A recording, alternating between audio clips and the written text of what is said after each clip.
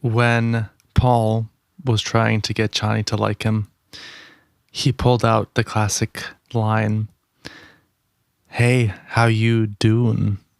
All right.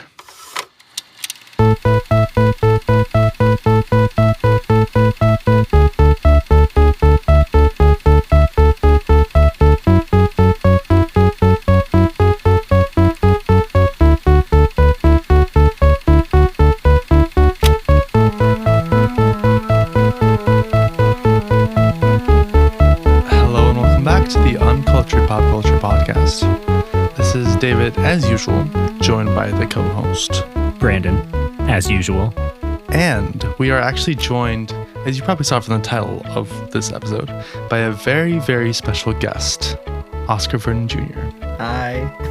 Say hi to the people, Oscar. Hello, people. You cannot tell right now, but I am waving and smiling. In a very dark room. In a very dark room. After over 20 minutes of camera trouble. Yes. We are finally here. We are recording this episode. And Wi-Fi trouble. Yes. It just a typical uncultured pop culture kind of bingo card of everything that can go wrong. And I would like to do the honors and ask Mr. Oscar Vernon Jr., what's your deal? Why are you here? I am here. I have known Brandon and David for a couple of years now. We met in college, and I'm truly grateful to have met these two. They had told our friend group that they were going to be making a podcast, and then I got to see the artwork, and I was like, oh my God, they're going for it. This is amazing. And then all of us, the friend group that we have, they're just all a bunch of like filmmakers and like just into film. So all of us were itching to be a guest and talk about a movie and some albums. We have not just any movie. We have Dune Part 1.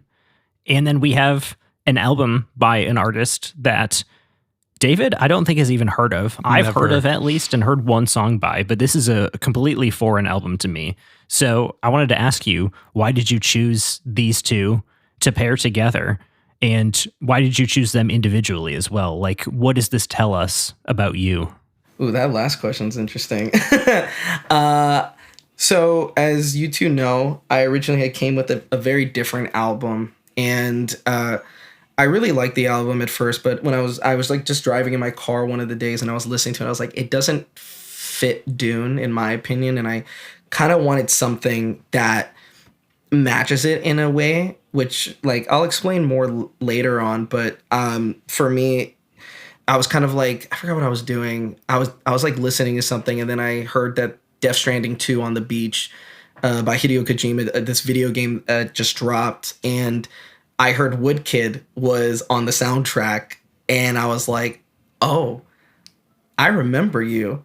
And I went back and listened to some of their music, and I was like, you know what, I'm going to listen to this album because I remember a song from it, but I hadn't listened to their full album. So I just was in the car driving, I listened to the full thing, and then I got home and I was like, I need to text Brandon and David right now. I need to tell them, can I change the album? And it just fit, like, and I'll explain more, or do you want me to explain it now? I mean, we'll get into it fully later, so you can save what you want. Beautiful. So before we ask the eternal question, Oscar, I want to ask you one thing, which is, what is your rating system? We ask this of all of our guests. I think our audience knows how David and I rate things and how we feel about art. And we wanted to ask you, how do you score something? Because obviously we're going to be talking about that today as well. I do go by 5, and usually I like adding halves in there. If I give it, like, for example, a 1, you know, I'm never touching it again. If I give it a 2, this is like every once a year, maybe I try to give it a shot again, or it's maybe sometimes like a guilty pleasure. I would say 3s are a bit more where I'm like, oh, I like it, and I'll watch it like every now and then a bit more.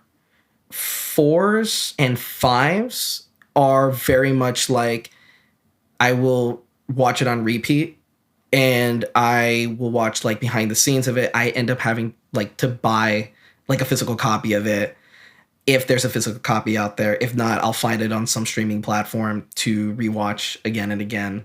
So usually I think like one is like, I won't touch it. Two, you had the potential, you just didn't crack it. And three is like, I like it, and I can softly recommend it. Four is like, please go watch it if you have time. And five is like, if I will force you to sit down and watch this with me, and I will watch your reaction every step of the way to see if we share the same reaction. I assume that also kind of extends to music. Yeah. Like similarly. Yeah. Okay, nice. Well, on that note, it's time for the eternal question. And I'm going to start with David. What have you watched this week? I'm going to talk about 2 movies because I actually saw more, but this episode is going to be long already probably, so I can't stuff it more.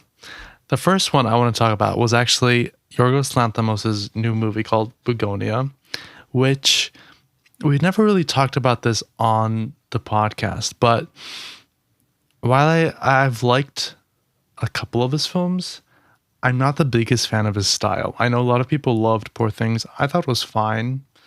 I know like Kinds of Kindness was a little more divisive. I didn't really get into it at all. So it's kind of like, I like his style to a certain extent, but after a while I'm kind of like, I'm done, and it pulls me out of the movie, I feel like. So going into this, I did not have high expectations pretty much. That being said, this was a remake of a 2003 Korean movie, and I watched the movie in preparation, and it was all right. It was a 3. I was actually surprised because I liked Begonia a little bit better, even though I did not think I would. It's a 3.5.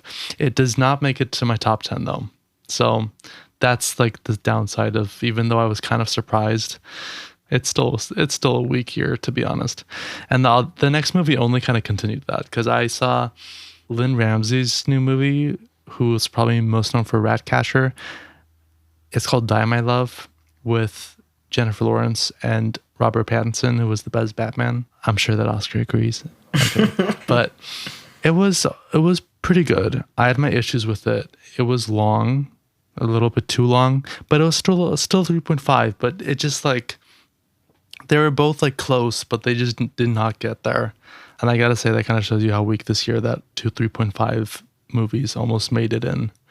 So yeah, not a great time to be like 3 weeks away from the deadline when we gotta finalize our lists. But that being said, what did you listen to, Brandon? I'm only going to talk about one album this week. I listened to quite a few things, but none of them really stuck out to me. And I wanted to bring this one up because it's by a friend of the show. I listened to Small Talk by Whitney, and we listened to Whitney just a few months ago. And this was their new album that came out this year, just last week, in fact. And it was good. Yeah, I don't think it's as good as Forever Turned Around. I think that's their best album, but this one was very fun. And it was a 3.5. It was very enjoyable. They've kind of nailed their style, I think. It feels very much like a continuation of that world. So that was very nice. I enjoyed that. I also listened to some bad albums, but I'm not going to name them. So that's that. But then my song of the week is actually also a reference to a past episode. This song is called Lighter by In Color. And In Color is actually one of the bands I had talked about that opened for the band Camino. And they said this song was going to be coming out on this most recent New Music Friday as to when we're recording this. And this song is really great. It's almost 5 minutes long. It's just a very nice indie rock. So I was very impressed with this, and I wanted to shout them out by name because I don't think I mentioned their name on our last episode. But now we get to ask our very special guest, what have you watched and or listened to in this past week, or how many ever months or years you want to talk about? Honestly, this last, maybe I would say week, 2 weeks, I got to see Predator Badlands, which was really good. I'm a big sci-fi head, in case the title didn't give it away of why I chose this movie. But Predator Badlands is I don't know how to pronounce the director's last name. I know his name is Dan. I think it's Dan Trachtenberg or something like that. Trachtenberg, something like that. Yeah, I think you have it right. I always like get like every time I'm about to pronounce his last name, my like tongue gets tied, and I'm like, I don't want to butcher it. But he's just nailed it in the last 3 Predator movies. And I think it's so funny because I saw his recent interview where they said, oh, what do you have? Like, is this the Predator movie you wanted to do? Because he spoke in a way earlier interview saying, yeah, I have 3 ideas and then plus 1 more that I really want to do. So now after all 3 of these are done, everyone's like, what is the one that you've dreamed to do? Because these are all great. But Predator Badlands, I really like it. I do recommend people check it out if they're into the franchise, especially. And if they want just a fun sci-fi fantasy time, that's like, I would say it like takes inspiration from different video games. So it's utilized, I think, very well. It's just all around just a fun it expands the Yautja, which are the main alien race of the Predator franchise. And this is the first time there's one as a protagonist. So check it out if you're into that. In terms of music, shout out the video game Dispatch for getting me into Thought Squad and her songs, Pound Cake and Host Depressed. And those have been on some repeats. Shout out my buddy Sepp, who showed me Chains and Whips featuring Clips and Kendrick Lamar. My partner Tova just showed me a song. I'm forgetting the name of the guy, Deda J, but it's called You Ready. Tova, she had just discovered this group or this like singer or hip hop artist. She was telling me they sound like Tyler the Creator, so I gave it a listen, and there is this pivot, this like switch up, and it's like, oh, that's Tyler coded. It's a really cool song, and I just been listening to Joji's like 3 new songs that he's been dropping. I need to go to a Joji concert. After listening to those 3, I'm like, I'm here for it. And I love the title for his upcoming album, Piss in the Wind. Yeah, I'm not sold on that title, personally. I think it's just like, it just feels like something Joji.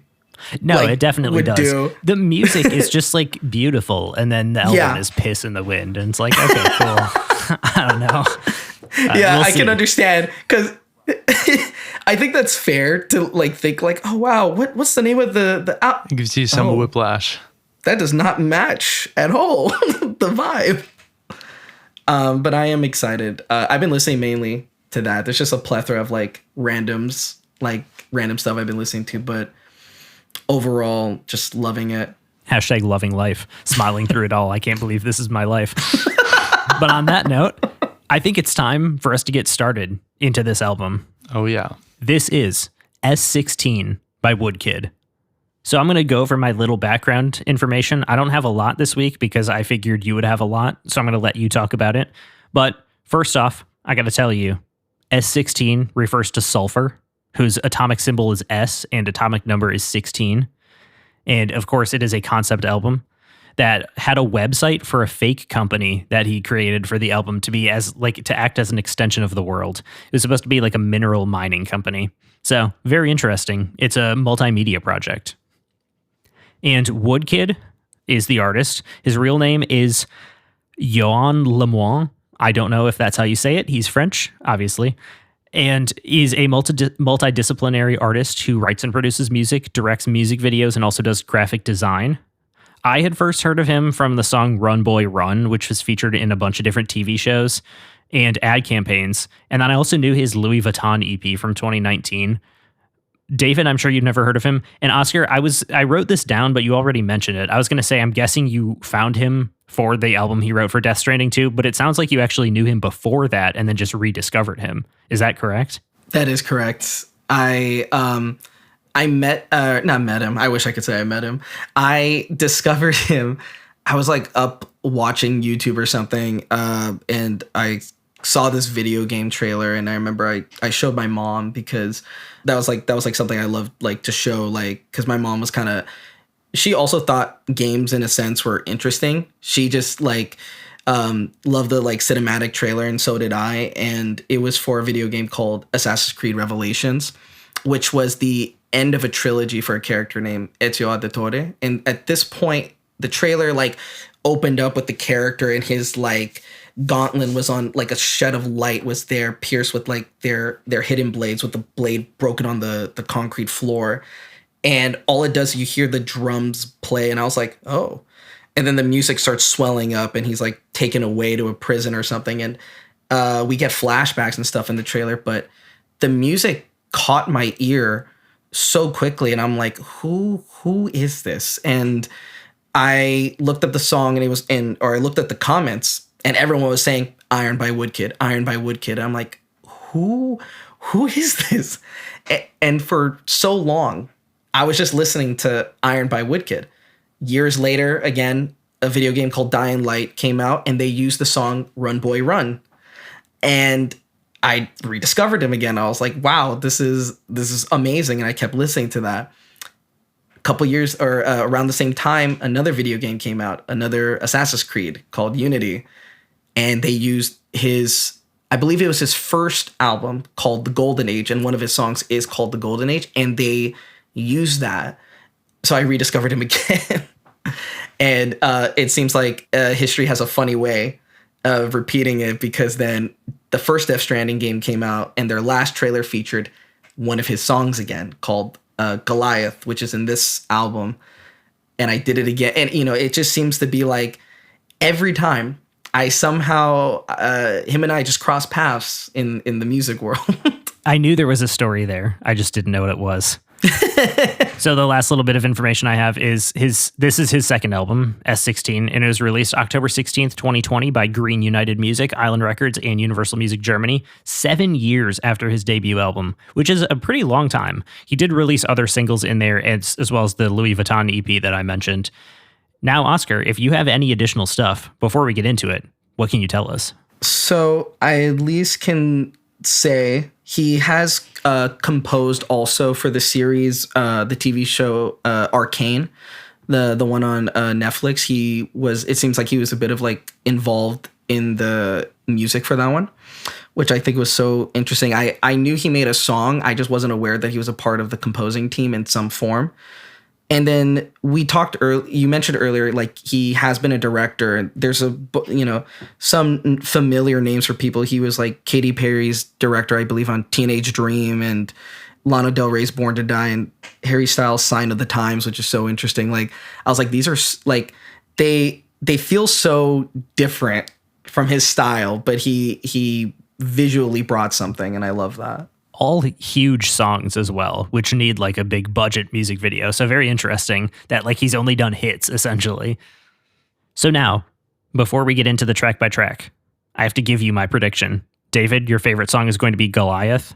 Oscar, your favorite song is going to be In Your Likeness. You don't have to say anything about that right now, but that's my prediction. And with that, here is track number 1, Goliath. Written by Benjamin Esser, whose stage name is just his last name, and I will be referring to him as Esser throughout this. Ryan Lott and Woodkid. Produced by Woodkid, Ryan Lott. Tanguy Destable, I don't know if that's how you say his name. He also goes by Tepper, T-E-P-R, and Phaz, P-H-A-Z-Z. Shout out to these French dudes. To start it off, Oscar, I'm going to let you tell us what you think about this song. Earlier today, Tova and I went to a coffee shop, and I was like re-listening to the whole album. And this song I've listened a lot, and to the point where I felt like at one point I wasn't paying attention like I felt like I should. And I was just kind of like letting it be there, and, just like the ambiance of it. And I love the instrumentals and the drum set and everything like that. But then, I know they use it in a video game trailer, but I listened to it more, and now the pieces make sense. And he's talked about it too. And like, the more I listen to it, the more it's like, a Goliath, this makes sense. It's, so you had mentioned the fake, like website of the company, which plays a part into the first song, Goliath, because it's supposed to be like about resources in a sense, like oils, factories, and these like how dominant it is that we take things, and it's just giant behemoth, this giant Goliath that just keeps taking and like taking. At least that's like, the more I listened to it, the more I like kind of found out more about it. I was like, okay, I could see that more now, and I could feel that more now, especially with there's a moment you hear the drums or the slight and then you hear those like heavy drums riffed up. To me, it kind of comes off like a giant, like those oil rigs or those like, like it sounds like that kind of pressure when it's playing and it's like digging it out and all that. It's very mechanical. Very mechanical. And his style, like, is like, I'll speak more of it towards the end, but what I do like about this start is it's very industrial. I feel like that already sets the tone of what we're expected when we start with this song. This was the first song I heard from the album. Even before I had went to go re-listen to all of it, I didn't know it was the first song, and genuinely I enjoyed it. And it's just, even when writing, such a good song to listen to, at least for me. Like, there's something, I hate using this term. I feel like it's just hated in the filmmaking space. I say cinematic, but I mean, I'm going to say that like 50 times throughout this episode. So, throughout this album, that's the word I got from it. It's very cinematic. Same. Okay, good. I'm glad, because like my fear was like about me. Like, I felt like I was going to overuse it. We're all going to overuse it together. The album itself, like, I know we're starting here. It feels, in a way, you can kind of look at it like almost like a 3-act structure. I kind of want to say they're all individual. They all have their own thing. But the way Goliath starts for me feels like if it was turned into a film, just like this whole album, the start of Goliath feels like this crazy opening. And again, like I mentioned earlier, it's like setting the tone. I just really like this one. What do you rate it? I give it a 4.5. I give it a 4.5. Nice. I want to go next because I actually have a few things to say. First of all, I'm going to take David's line and say, this is not what I was expecting. I've heard Woodkid before, and this still wasn't what I was expecting. It's so much more industrial than I thought it would be, and it's so much more like electronic influenced than I thought it would be. But I think this song has the best production on the album. It is, like I said, mechanical, but it's also organic. You get the strings, you get the piano in there. It reminds me a lot of mid-2010s alternative music, where there was kind of this sudden adoption and like reliance on electronic elements to kind of like almost replace what a real band was. And it reminds me of artists like Chet Faker and Kevin Garrett. Those were the two that came to mind. And I was like, this like fits perfectly in there. And it also came out many years after. So kind of interesting. This song, I think his vocals work the best for me on this song in particular. And yeah, it's much more electronic than I thought it would be. This is my favorite song on the album, actually. And this one's a 3.5. I really enjoyed this one. This is going in playlists. I was not expecting this at all. Well, okay, first of all, Brandon, you stole my opening line. How dare you? I mean, this was not what I expected. But that being said, it makes sense because it is very cinematic and it kind of feels like a soundtrack in a way. At least the production does. Like, you could see this just being in a movie. So the moment I heard it, I was like, oh yeah, I can see why Oscar chose this, just knowing what you like. And I know that we both kind of like music like that. So this worked for me too. And the moment I heard this, I Googled him because I was like, okay, I want to see, like, has he written stuff for movies and video games? And I mean, yeah, as everyone has heard, he obviously has. Yeah, this is a 3.5 for me too. I'm actually in agreement with you, Brandon. And I didn't specifically like pick a favorite song, but this with another two could be my favorite. I would need to go back and specifically listen for it and be like, okay, which one do I prefer? This was really fun. I'm counting that as a win. I'll give it for to you. myself, by the way, because I did say this would be your favorite song. Which one did you say would be my least favorite? I didn't say which one would be your least favorite. I didn't think about that really, because I feel like this album is going to be very kind of flat for you. Like your scores are going to be kind of bunched around each other. Yeah. At least mine were. And I feel like a lot of the songs are very similar and they all like feel like one cohesive unit. Like it's not like anything is out of place on the album. So yeah. In that regard, I wasn't thinking like you were going to have one song where you're like, I fucking hate this song. So, but yeah, I mean, we're starting off pretty good. Yeah. So we're going to move on to track number 2, In Your Likeness. This is the song that I said would be Oscar's favorite. We'll see. written by Esser, Ryan Lott, and Woodkid, produced by Woodkid, Ryan Lott, and Tepper. I want to say my notes very quickly. I think this song is super cinematic. Wow, what a surprise. It has great string work. For me, his vocals didn't work as well on this song, but this song to me felt like it's what would play when you see a wide shot of your home planet seconds before it blows up. And then I also said right after that, this whole album feels very cold. I think part of that is like due to the mechanical nature of it, but I think also the strings and the way it is composed and arranged is just, it gives this very like cold, dark feeling that's almost like sci-fi-ish, which I think goes with what I know about what he was trying to accomplish with this album. Anyway, this song is a 2.5. I thought it was decent, but it's not like a super standout for me, so it gets my average score. I mean, I'm gonna say it again. It's very cinematic. You know what? I'm gonna stand against this and say it's soundtracky instead, because I feel like it. It's very soundtracky. It's very moody. It's very vibey, which I do like. And I said this is literally something out of like a sci-fi movie or TV show.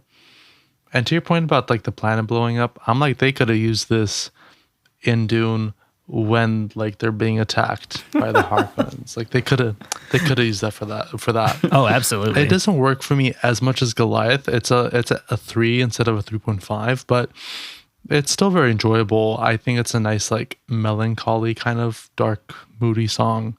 I will say I do feel the reason it was kind of a step down was that I did feel like it went on a little bit too long, but I still enjoyed it. I will say I'm like similar in rating for you both. Because for me, it is, I give it like a 3.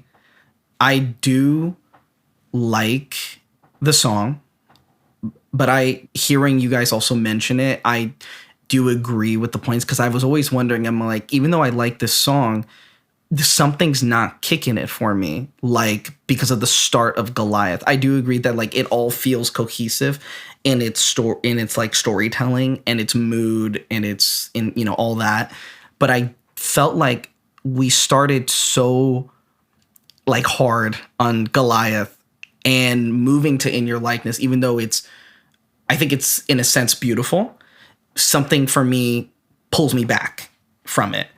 Like hearing you both say like the planet and all that, like I'm imagining like every sci-fi movie that's had planets destroyed, and it's like, oh yeah, that works actually. Yeah. Gonna make a quick edit one of these days and just see how that looks. Literally, you should get a bunch of like clips from your favorite sci-fi movies, set it to this song, and just post it on TikTok and see what happens. I feel like you could get at least like 200,000 likes. Yeah. Tell you what, I'm absolutely down for this experiment. We're gonna put this on your reel then too. Like when you're trying to get a professional job, be like, look at this fan edit I made of these planets blowing up. And also stream Uncultured Pop Culture. People are gonna start hiring you as an editor as well as a videographer. The way I'm going to start it is saying Uncultured Pop Culture's podcast presents, and it's going to be all the planets being destroyed. Nice. Just a quick flash, a who's who of all the planets that will be blown up over the next minute. I will, and I will say, like, I do like this song. And In Your Likeness, when I first heard the title, something to me felt familial, like about fatherhood or like motherhood, whichever, like both really, because to me it's like In Your Likeness. In my head I was thinking like when a lot of people say like, oh, you're like you look like your mom, you look like your dad. So for me it felt very much like you look like your parents in your likeness. And even though it's dark and moody, weirdly enough, something in me was kind of like, oh, this feels like familial. But then he spoke of this as well. Of course, he speaks of his songs. And this was, I guess, I didn't realize, battling depression, which makes sense because it's in your likeness. And it's like him looking at himself in the mirror, battling, his depression and fighting it. But I do agree of like how you say like the vocals, because moving from Goliath to this, Goliath fits that. And in this one, you can tell like there was just something a little like something. I feel like they just need to be a little bit more of the push in it or something a little different. Yeah. But I do like the song, but it will be a 3 out of 5 for me on this one. That's fair. Moving on to track number 3. Oh, actually, I would just like to say that I got that one wrong, unfortunately. I was hoping, I was thinking about what would be your favorite song, and I thought I was going to pick a different one than like Goliath, which I feel like is kind of like the standout of the album, because I was trying to think about what other songs I've showed you that you've been like, I really like this, and they seem to be the darker and moodier ones. So I was kind of thinking, this fits like that vibe to me. But anyway, we shall see. Track number 3, Pale Yellow, written by Woodkid and produced by Woodkid and Tepper. I think this song is similar to Goliath in a way where the production is just super grand and huge. But to me, it almost feels like a darker and colder version of Goliath. I specifically love the drums and percussion on this song. I think they're among the best on the album. But I do think I like Goliath a little bit more. There's just something that draws me into it a little bit more. So this one is a 3, but I still do think that this is one of the standouts. I can see why it was a single. I can say that I'm in agreement with you on the rating, especially because I do also feel it's a 3. Like, and I never even took to consider the fact that it would feel like you said like a darker, colder version of Goliath? Yeah, darker and colder version of Goliath.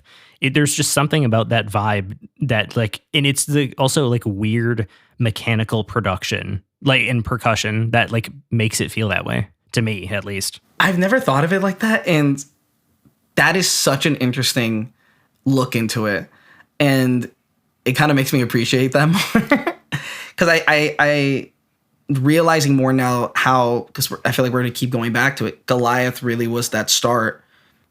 And it feels like he's getting colder in a way, you know what I mean? Like, I love his vocal, though, of singing Pale Yellow, just that lyric. And I feel like the way he does it, his vocals, like, match that. It's almost like talking singing. I feel like that's, like a way to describe it. Yeah, for sure. There is, like, this, like, wave, like a wavelength sound in my head, I feel like, that goes... When after he says pale yellow, you hear it. To me, it feels like it's above your head in a like soothing way, even though you know it's a darker song. Before I like say like what I like he said this was about, I'm gonna let David go and give his review and everything on it. It's interesting because I think I like this a little bit more than you guys, because this is actually a 3.5 for me. I think it kind of, the production was more to the level of Goliath, which made me like it. Because I will say, like, my favorite part of this album and each individual song is the production itself. Like, that's really the standout for me, which makes sense. I like soundtracks. The thing that kind of consistently didn't fully work for me, I didn't like hate it, but I was kind of just like, it's fine, was the vocals. Like, I think it's solid. I think it's just not my type of style, but the production, I think, really like supports it and really, I guess, just brings it home for me with the song. So it is a 3.5. I do enjoy this song quite a lot. I do agree though, where it's kind of like a colder version of Goliath. I do agree with that. What is the song really about? What's being addicted to antidepressants. Oh, interesting. And I'm trying to think. Pale yellow, I feel like that's, you know, when you have your medicine. I'm also colorblind. In case people don't know, I'm partially colorblind. So yes, colorblind representation. That's right. We got 2 people here finally representing. I'm outnumbered for the first time in podcast history, I think. Exactly. As a person who can see the full range That's of colors. good. That must be nice. It is. It's very cool. I enjoy it. I'm sorry, not to brag. Yeah, see, like in the second verse, he says, pale yellow, relive the wait and give it a last go and make it your best shot. That is basically describing like his addiction. Like, give me one last fix. I'm going to give it like all. So like, this was just him battling his antidepressant. And that's the funny thing with most of these songs. I just thought like, these are just cool. They sound like cinematic songs, and that's really cool. And that's how I originally was listening to all of these until I got you guys brought me on, and then I was like, oh, I gotta do some research on this. And then looking back more, and I was like, oh wow, and feeling kind of bad because there's more to it, and it's really like true storytelling. I mean, I will also say, I think you fit into kind of how David and I listen to music, which is much more about the music side of it and less about the lyrics and kind of what's going on there. Yeah. Because we have talked about this extensively of how sometimes it's just like, it doesn't matter what the lyrics are if they're good or not because the song sounds cool. Yeah. Sometimes though, the lyrics are like so egregious that it's like, holy shit, we can't listen to this anymore, which we experienced a few weeks ago. Like on Katy some Perry. Elton John. Well, Katy Perry. There were a few Elton John songs that were rough. There was the one ABBA song, the like super creepy one that's just like, man, I can't hear that. Anyway, on that note, track number 4, Enemy, written by Alison Ezel. I don't know if that's how you say her name. Esser, Ryan Lott, and Woodkid, produced by Woodkid, Tepper, and Ryan Lott. I think this is another song that has great production, and I don't have much to say, and this is unfortunately going to be a theme of this album. I don't have a ton to say about a lot of these songs, but I did say under this song that he stuck to the concept and sound of this album very well. And while it's not like my favorite like thing, I think it's a very fun listening experience because it's just like a self-contained world, like start to finish, and it never drifts outside of that. There's been a few albums that I've really liked that just have like one song, and it could be a great song, but it just doesn't fit with anything else, and it just takes you out of that world. And there's nothing like that on here. Like it all sounds like it belongs, even if I don't enjoy some of the songs as much as others. It just fits perfectly all together as like a cohesive thing. And it's a concept album, which obviously he gets points for that. I love a concept album. But this song is very good. I liked it. I gave it a 3. So I might go a little higher for this one. It feels like a 4.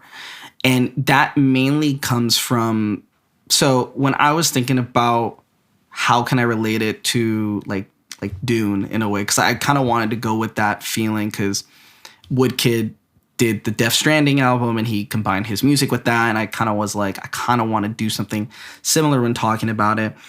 Enemy, to me, fits Dune's like whole concept, which we'll talk about more later, but these lyrics will probably make sense to those. What I like, I love the piano and I love the chorus and this like this crazy sense. Again, like you're right. It's very consistent with this feeling. But the lyrics, I will keep on waiting for a sign from you. My brain thinks to like not trying to pivot to the movie, but like to the main protagonist, like characters. I will wait for a sign for you, like all these different people. And he goes, I don't know how my heart can survive without affection, which is definitely something that is within the movie and in this album. Is there's a reach for affection. In the light of your forgiveness, let me open up to you. And finishing like, and I will let you see the war inside of me. If anybody also knows, like to me, those lyrics, I will let you see the war inside of me. Like to me, this feels very much like people fight with themselves, fight with depression or their bad habits and all these things that I will let you see the war inside of me is like reaching out to a partner, a person, anyone. And so like saying like, please let me open up to you, you're reaching for someone who you feel you can trust, who you feel is willing to open up and be there for you, reaching for that affection. And if they can, maybe they want to help. So they'll help you fix whatever war is inside of you. That's how I'm taking whatever battle you're fighting eternally that they can help you with. So for me, I give it like a 4 out of 5 because it's so interesting calling it also enemy. It sounds to me like the Woodkid is the enemy of himself. There's almost, even though it's still that dark, moody feeling, in a weird way, for a title being enemy, you think, dark, evil, ooh, but really it feels like a call for help. For sure. It's like soft and somber. Yeah, exactly. It's not as like mechanical as the other stuff. And I love that. And I think that's why I give it like a 4 out of 5, because there's something special. And the more I think of it, I would possibly use this one. I'm like double checking our list. I think this is one I would use for like an actual Dune edit is Enemy. There's just so many things you could pull, especially from part 1, that can tease for part 2. And I love that for Enemy. This is another thing that you have to work on now once we're done recording. Oh, 100%. David, what did you think? This song was interesting. I mean, the first thing I want to say is that I know I've already kind of talked about the production, but what I really like is how much stuff there's always going on in the production that make it really interesting. But it's at the same time not like too much. It's cohesive enough to where it works, which I feel like is kind of hard to pull off, especially when you kind of have, you know, vocals on top of that. But I think it does pull off here, and I like that in the song a lot. I actually had trouble rating the song because, you know, there are parts like that I really did like, but there were parts of the song that didn't work for me as well, just like listening through it. So I was honestly having a lot of trouble giving this song a rating. Ultimately, though, I think because the production is so good, it is going to be a 3.5 for me. That being said, I do feel like after having kind of discussed these songs, Goliath, I think, is my favorite. Oh, okay, cool. So you were right. Nice. Yeah. Let's go. We have the same favorite, which we haven't had in a long time, too. That's true. It's pretty rare for us to agree on the best song on the album. Yeah, exactly. Oscar, I just want to check in before we move to the next song. You haven't said any song is your favorite yet. Is there still one that's coming up that is your favorite? Yeah. No, they're it'll be coming up, sure. He's just dancing around in his room. I don't know what came over me. It'll be coming up shortly. Well, not that short, but I will say it is coming up. Oh. I will put it that way. Okay. It is coming up. It's the last song. Well, we have to get there through track number 5, Highway 27, written by Allison Ezel, Ryan Lott, and Woodkid, produced by Ryan Lott, Woodkid, and Tepper. This is kind of the beginning of where I don't have a lot to say about these songs. I think this is another pretty good song, and I really enjoy the production and the strings on this song. I think more than the vocals, but this one is also a 3. I think this is kind of where the first half of the album ends for me. I think this run of the first 5 songs is very good and is my favorite part of the album. And that's a little bit of the Maroon 5 effect, which David and I have talked about A lot. which is when an album is good in the first half and then bad in the second half. Now, that's kind of like an overgeneralization. I don't think this is bad in the second half, but that was where we first coined it and first discovered it, because that album had some rough parts in the second half. So Yeah. this is a little bit of the Maroon 5 effect, because I think nothing reaches this height of Highway 27. It's kind of like the end of that run of my favorite songs. But it's someone else's turn to talk now. This is a 3, by the way. So I actually agree. This is a 3 for me too. For me, at least, this overall album was pretty consistent. But I do feel like the first section of the album was definitely stronger.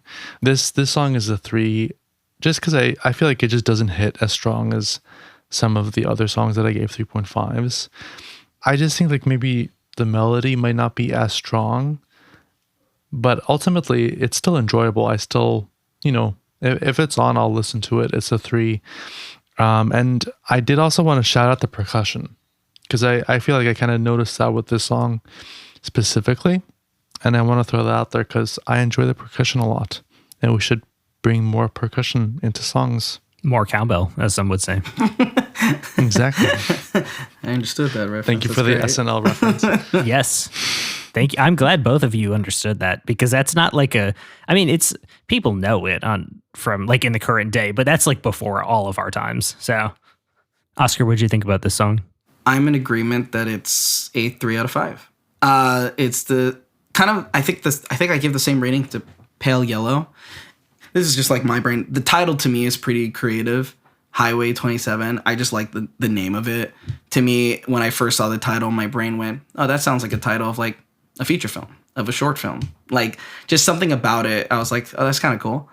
But listening to it, I do agree. There's something about this one compared for me to the first four.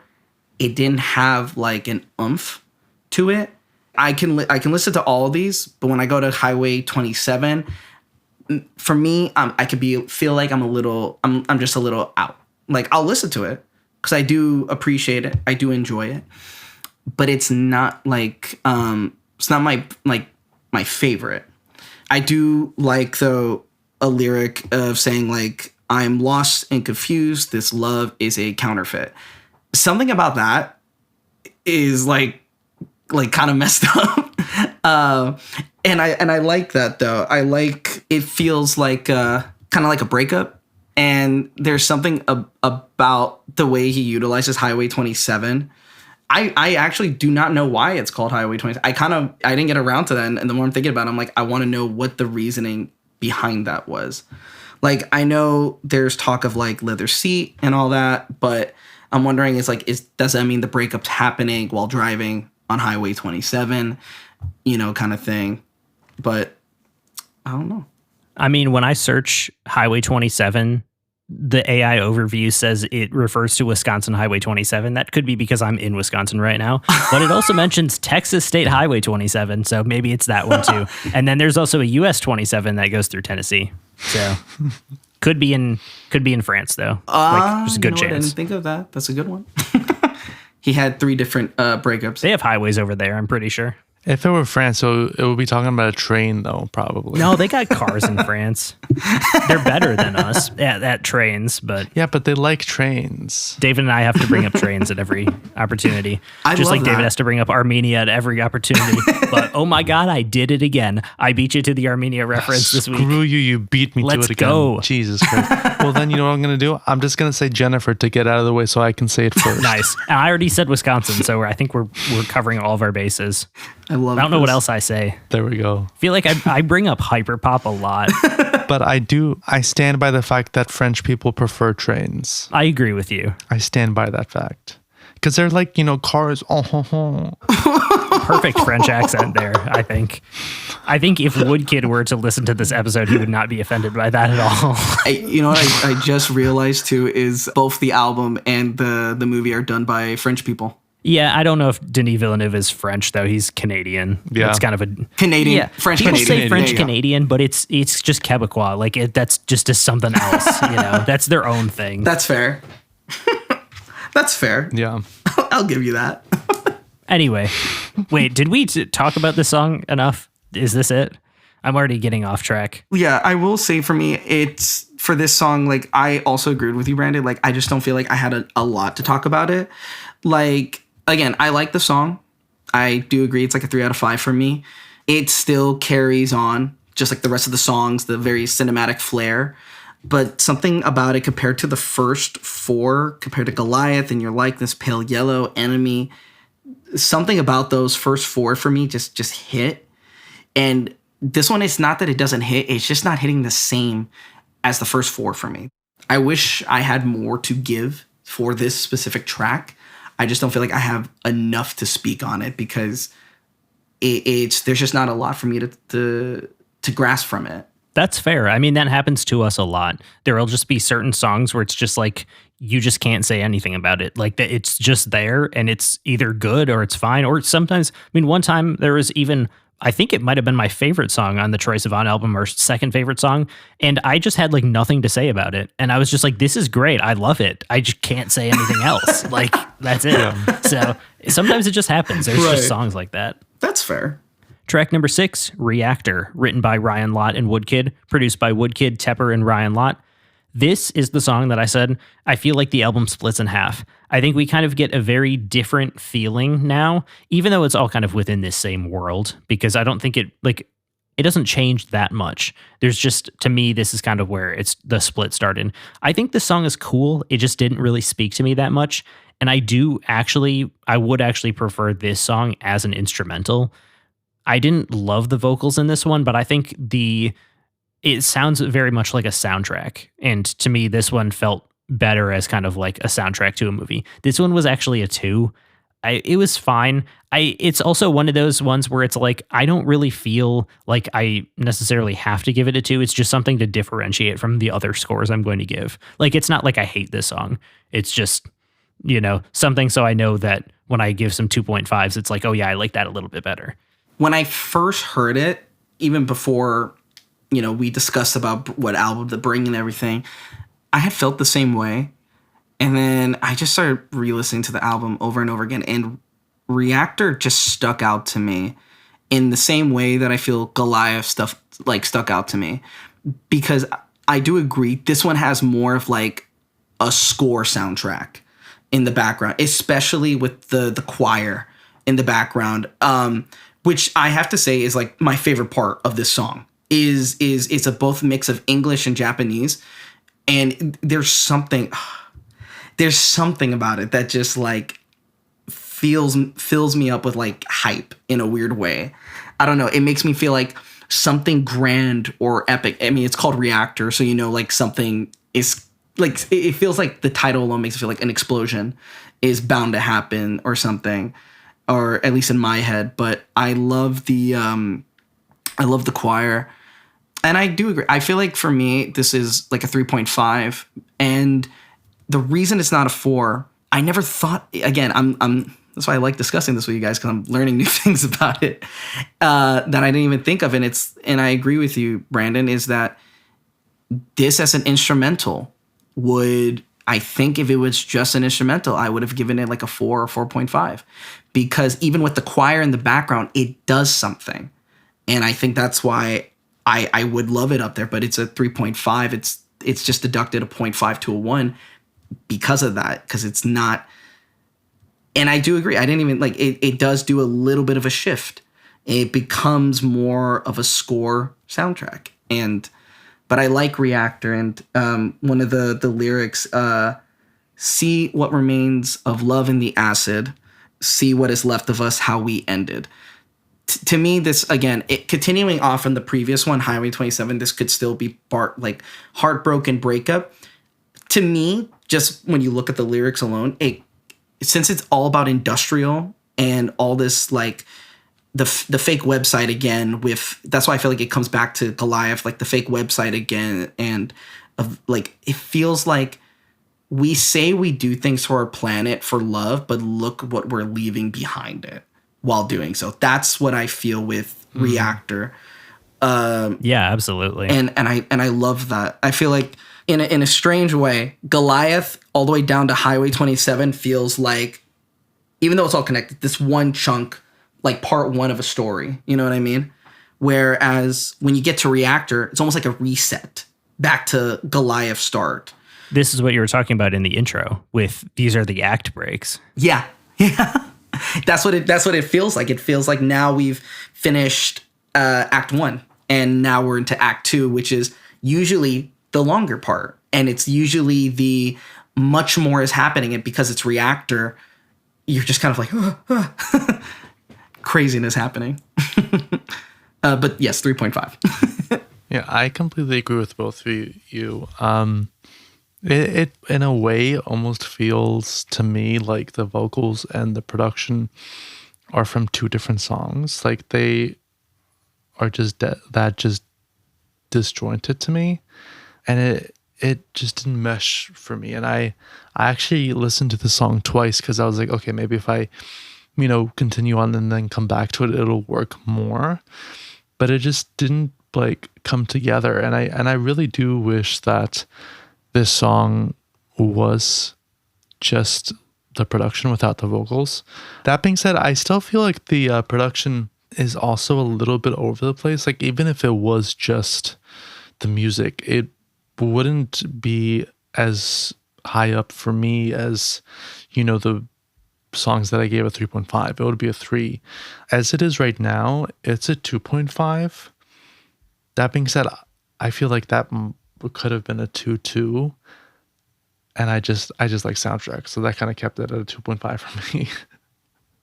But yeah, no, this is my least favorite song on the album, And I completely agree with what you said, Oscar, about this song specifically, like sticking out, because everything feels so cohesive across the album, except for this song, really. Track number 7, Drawn to You, written by Esser and Woodkid, produced by Woodkid and Tepper. I think this is a fine song. I like the production on this song. But to me, what sets this apart from the earlier songs that I like more is that I don't think the melodies are as interesting as some of the earlier songs. That's just kind of my own personal thing. This is still a 2.5, though. It's a good song. I may just be in agreement with you on that. I actually would give it a 2.5. This is my first 2.5, actually, too, from this album. But it's mainly because, and I actually feel so bad saying it, because I'm looking back, I forgot about it in a weird sense. And I don't want to say that it's like forgettable, but to me, it's not one that stuck out to me from the entire album.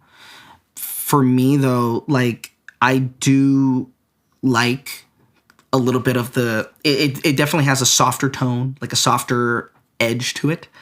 And in a way, hopeful, which is very different from what we hear before. It sounds like, again, Reactor sounded like the big, oh my God, and heading into Drawn to You, it's like, oh, there is hope for you. There is hope for this quote unquote character's journey.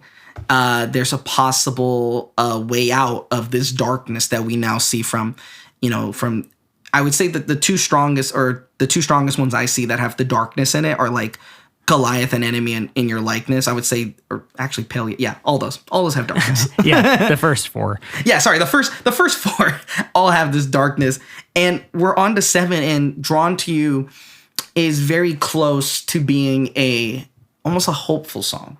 There's still, and the reason it's like a softer edge is because while it is soft, the edge is still there of it's still dark. He's not fully out yet. And in one of the lyrics, it's like, but my brain is so drawn to you, so drawn to you. Now, for me, it kind of comes off like, I would say when they say like, my heart is drawn to you, that sounds like more like truly your feelings. Your brain, though, if you're saying my brain is drawn to you, there's a part of your brain that's telling you, do this, it's comfortable. Versus when your heart, it's, yeah, maybe it'll hurt, but it's the right thing. I don't know. For at least that's how I feel when it comes to your heart. You know what I mean? Yeah. Your heart is like your feelings, and your brain is kind of like your rational thought. Exactly. Definitely. And like, I feel like saying your brain's trying to rationalize, like, you're drawn to them. It's okay. It's okay. But again, it could be a more of a positive thing, but I do feel like him drawing, like saying my brain is drawn to you, it could be, again, about battling addiction, battling drug abuse, of like saying like, my brain, because you know how take drugs, take anything, your brain, it sets off differently. So it's possible that he's like, my brain is telling me I want it. I want to go back into that feeling. He's like, it's almost like he's trying to fight himself out of this. That's why he's like drawn to you. Maybe you is not a physical person, but a specific habit or addiction that he has. I feel like there's all kinds of different like stories that you could kind of find throughout this album that are all kind of similar in a way of it's about a character, or maybe it's about you, like the listener, the audience, making like that story. But it does follow the arc of a story as well, which, yeah, I mean, I feel like this is one of those albums where it's like everybody's going to get something slightly different out of it. I agree 100%. David, what did you get from it? It's interesting because I actually enjoyed this a little bit more than you guys did. I still do have my issues with it. Mainly, I wish the production was just more prominent. I wish, and I know that's just me being a production person, like a melody person versus a vocal person, and me liking the fact that it kind of sounds like a soundtrack. But I do wish that was kind of at the forefront of the song. And I do think the choruses are kind of weak on this specific song. That being said, I feel like because Reactor came just before this, I heard this and I was like, okay, I'm kind of back. So this is actually a 3 for me. It's definitely not to the level of, Goliath or anything like that, but I enjoyed this more, I'll say. Track number 8, Shift, written by Caroline Shaw and Woodkid, produced by Woodkid and Tepper. I appreciate what he was trying to do on this song. I feel like the vocal delivery doesn't work for me. I get the idea, but the execution's just not there. This one is my least favorite. It's also a 2. It's not bad, but it is not like something that I really want to hear again, unfortunately.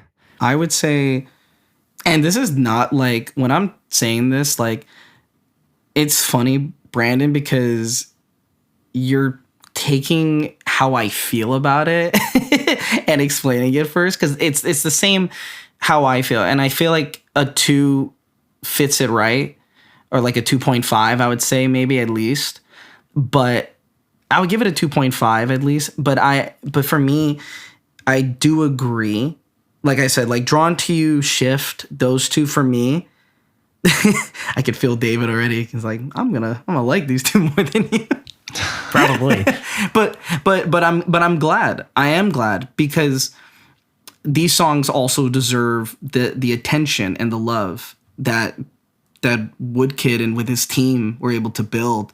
Because Shift, the thing of what I at least like about Shift, my parents always used to make jokes about this, saying that like they would go like, oh, why did that character have to die? And I always go, character development. It just had to happen in the story.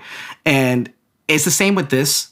I would say, to me, we are now reaching the end of Act 2. Because Shift to me is more painful. It sounds solemn in tone, and there is a sense of just pain. And I love a character when they go through pain, and I feel like an album to have a song that kind of gives that sense, I like when the lyrics, and all I loved is lost, all I loved is lost. That sounds like every character that goes through an Act 2, at the end of an Act 2, they've lost the thing they tried to reach. Yes, or something this is the like climax of the story. Exactly. And for me, I like that. And that's why I think I still give it like a 2.5. That little 0.5 is because it's still doing that storytelling that I like. Absolutely. Yeah. And I kind of want to make sure that that's also known for me too. It's not like I think this song should be removed from the album. Like, that obviously fits in, it feels like such a violently low score, but like, it fits perfectly into the story of the album. It's just like the song overall didn't connect that much to me, but I don't want to remove it. Like, it has to be here to tell the story of this album. I 100% agree with you. I agree. And I agree with you. 'Cause like the thing about the album is like all these songs fit in what it's trying to tell. Like, and I feel like if you removed one, it takes it away. It takes away the whole thing. I feel like no matter what you removed, even if it was someone's least favorite from the album, it has to stay there, because when you listen to it all going down, it fits. Every little thing fits. This is very much an album. It's not a like collection of songs. Like, this is a story. That's what I like. It's a concept. It has to exist as one full like project. And I think that's why I love Woodkid. In a way, it kind of shows you the opposite side to, an artist that's known for singles. I feel like this shows you how an artist can kind of be known more, or maybe not known more, but can kind of present their work as a more cohesive whole, rather than presenting it as, oh, okay, I'm going to release several hits and those are going to be big, but the album itself is like, it's not that cohesive. It's definitely a style of like making an album that I do like. What did you give this song? Did you guys both give this a 2.5 or 2, or? I gave it a 2. Oscar was a 2.5. Okay, that's what it was. Yeah. I was forgetting who gave what. So I'm kind of continuing that 0.5 like trajectory, upwards trajectory. This is a 3. And I did want to say, I feel like the second like half or 2/3 of this album stayed very consistent to me. it wasn't like totally consistent. As you'll see, there's going to be a song that's coming up that is going to be different, and there was kind of Reactor in there that was a little bit lower. But from Highway 27 to the end of the album, I felt like it was very consistent. They all were kind of at this place where, you know, I did enjoy them. The soundtrack effect was definitely there, which I think is a new effect we should coin. Even though like I kind of did have my issues with every song, which is why most of them stayed at 3. And that's true of this song too. In a way, it feels too minimal. I wanted more, but that's just me wanting like a bunch of stuff in my ears. And that's what I like in soundtracks, especially when I'm trying to write and like cut out the rest of the world. And that's why everyone is like yelling at me because I can't hear them. But yeah, no, I wanted a little bit more. But it's still like enjoyable to me. Like if it's on again, I will not go to the next song. I will play it. I will like listen to it. I think, as the kids say, I'll eat it up. I don't know what that means, but I'll throw it out there. It's a 3. I don't think you used that right, but I don't care. I get it. We'll give you A for effort. Thank you. For sure. My first A. And I will say though, I do agree. Like, I think that's a thing with me on some of the songs. Is like, you want more. Like any story, it feels like you want more, but in a weird way, a lot of these are timed well enough where you know that it's not overstaying the welcome. I will say, I think that this is kind of almost the perfect feeling you should have for any sort of like cinematic thing. Yeah. Is that it's like, it's not overstaying its welcome. It's very much like, I want more of this. I want something else here. And to me, that's like the most important thing. So I almost like it in the fact that it's not like giving you more, especially with this song. It's so stripped back. It's so slow and like minimal. It makes you want more, and then you get more with the next song and the songs before it too. Everything is in its right place, you know. Track number 9, So Handsome Hello, written by Allison Ezel and Woodkid, produced by Woodkid and Tepper. I don't have anything else to say about this song that I haven't said before. It's a fine song. It's not as memorable as some of the first half songs. It's good though. It's a 2.5. I would say I give this about a 3.5. I want to say. The first time like I saw the title, So Handsome Hello, I was like, oh, that's a cute like introduction to say. And as I listened to it, I was like, it's very different again from the last 3. I'm like, in my head, I'm breaking these up into like their acts, or at least how I'm thinking they are. So Handsome Hello feels like we're reaching now that we're in the 3rd act of like a thing. And like, So Handsome Hello is like such a nice greeting. Like compared to all the other ones, it's not dark. It has more of the moody tones again compared to the last 3 in a way. In this almost not positive light, but like they're almost breaking free to greet this person, but they're also like asking, "Don't let me go, please. Like keep me here and everything." And I don't know. It's like it's cute. It's actually like I feel like that's what it is for me. It's a cute song, and I actually enjoy So Handsome Hello. Like it's one of my favorites from the album for sure. I would be remiss if I didn't mention that So Handsome Hello is what I would like to say to these two beautiful gentlemen in front of me on my screen. With that, Aww. Hello, David. What's your score, handsome? I just want to say that the thing that I want to say to you guys is drawn to you. Oh, nice. Oh. But David and Goliath. I don't know. I don't have anything else. I was trying to think of something fast before you started talking. Oh man. Yeah, That was terrible. I have to leave it in though. I can't think of any other ones, to be honest. Oh yeah, no, you definitely gotta leave that in. I'm not gonna let you take it out.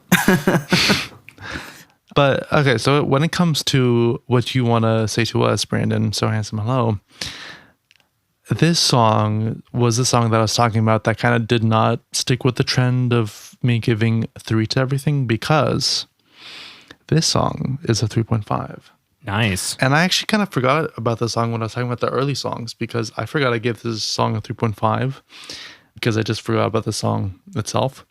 This one definitely feels like a step up over this section of the album, or at least over the songs in this section. It just works more. Kind of like you, I don't have much to add when I'm talking about the specific songs. They are in a way kind of hard to talk about because it is so soundtracky. I'm really struggling to make that word work over the other word. Over cinematic, yeah. Exactly. Don't worry, I'm going to bring that one up in a few songs. I believe you. But yeah, it's kind of hard to talk about these songs without just being like, oh, go listen to it. But this one does work more. And I notice that it seems, at least to me, to have more percussion, which has developed a theory that I just really like percussion. And maybe that's why I enjoyed this song more. It's a 3.5. It's a step up. Track number 10, Horizons into Battlegrounds, written by Allison Ezel and Woodkid, produced by Woodkid and Tepper. This song might be my favorite from the second half. I don't know why I didn't give it a 3. I wrote down 2.5, and that was the only thing I wrote about this song. So I don't really know what else I thought about this, but I apparently liked it. I know it was a single, and I think it did like stick out a little bit more to me as like something that I could latch onto more. But that's all I have to say. I will say that this was close to being my favorite from the album. I think I can make a pretty good guess of what your favorite's going to be then. Yeah. I like this song. I don't know how, I forgot how I came across this one, because it was just a bit before also. I'm remembering clearly now. It was before I listened to like the whole album again, because I think I had my like... This must have been in a trailer of some kind. No, that's the thing. It wasn't in a trailer, but it does give that sense. That's crazy. I will say that for this one, at the time, it made me think of this like fantasy that I've been trying to write, and all I can see is every character, all the worlds through this song. And something about that intrigued me, and I was like, oh, this is really cool. And then like if I connect this to Dune, it feels like this would have been a song for a Dune trailer at the very least, especially what we know what part 1 is about.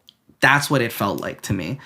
For me, I would say this song is, I would say it's about a 4.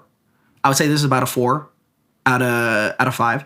I really like this song. This was one, when I was listening like to this album in the beginning, Goliath and this one were my the ones I repeated the most. There's something in the tone, in the instrumentals again, something just stuck with me. And I just love his way of singing, turning horizons into battlegrounds.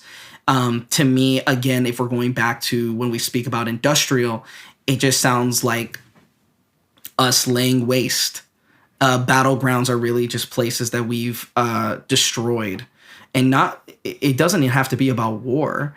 It can literally be about the environments we've destroyed, and we're mining for too much sulfur. Sorry. S16. S16. We're doing too much mining, for all these natural resources. We're cutting down trees. Like thousands of trees get cut down. You could consider that a horizon now because we don't have the trees blocking it. And now it looks like a battleground, wasted. And something about that, I don't know, something about this song, it feels, through the title alone and a little bit of the lyrics, kind of feel like a war cry, but a war cry for help. And something about that is what really made me like this song. Like I could think about fantasy, I could think about sci-fi, epic moments, cool trailers, cool worlds.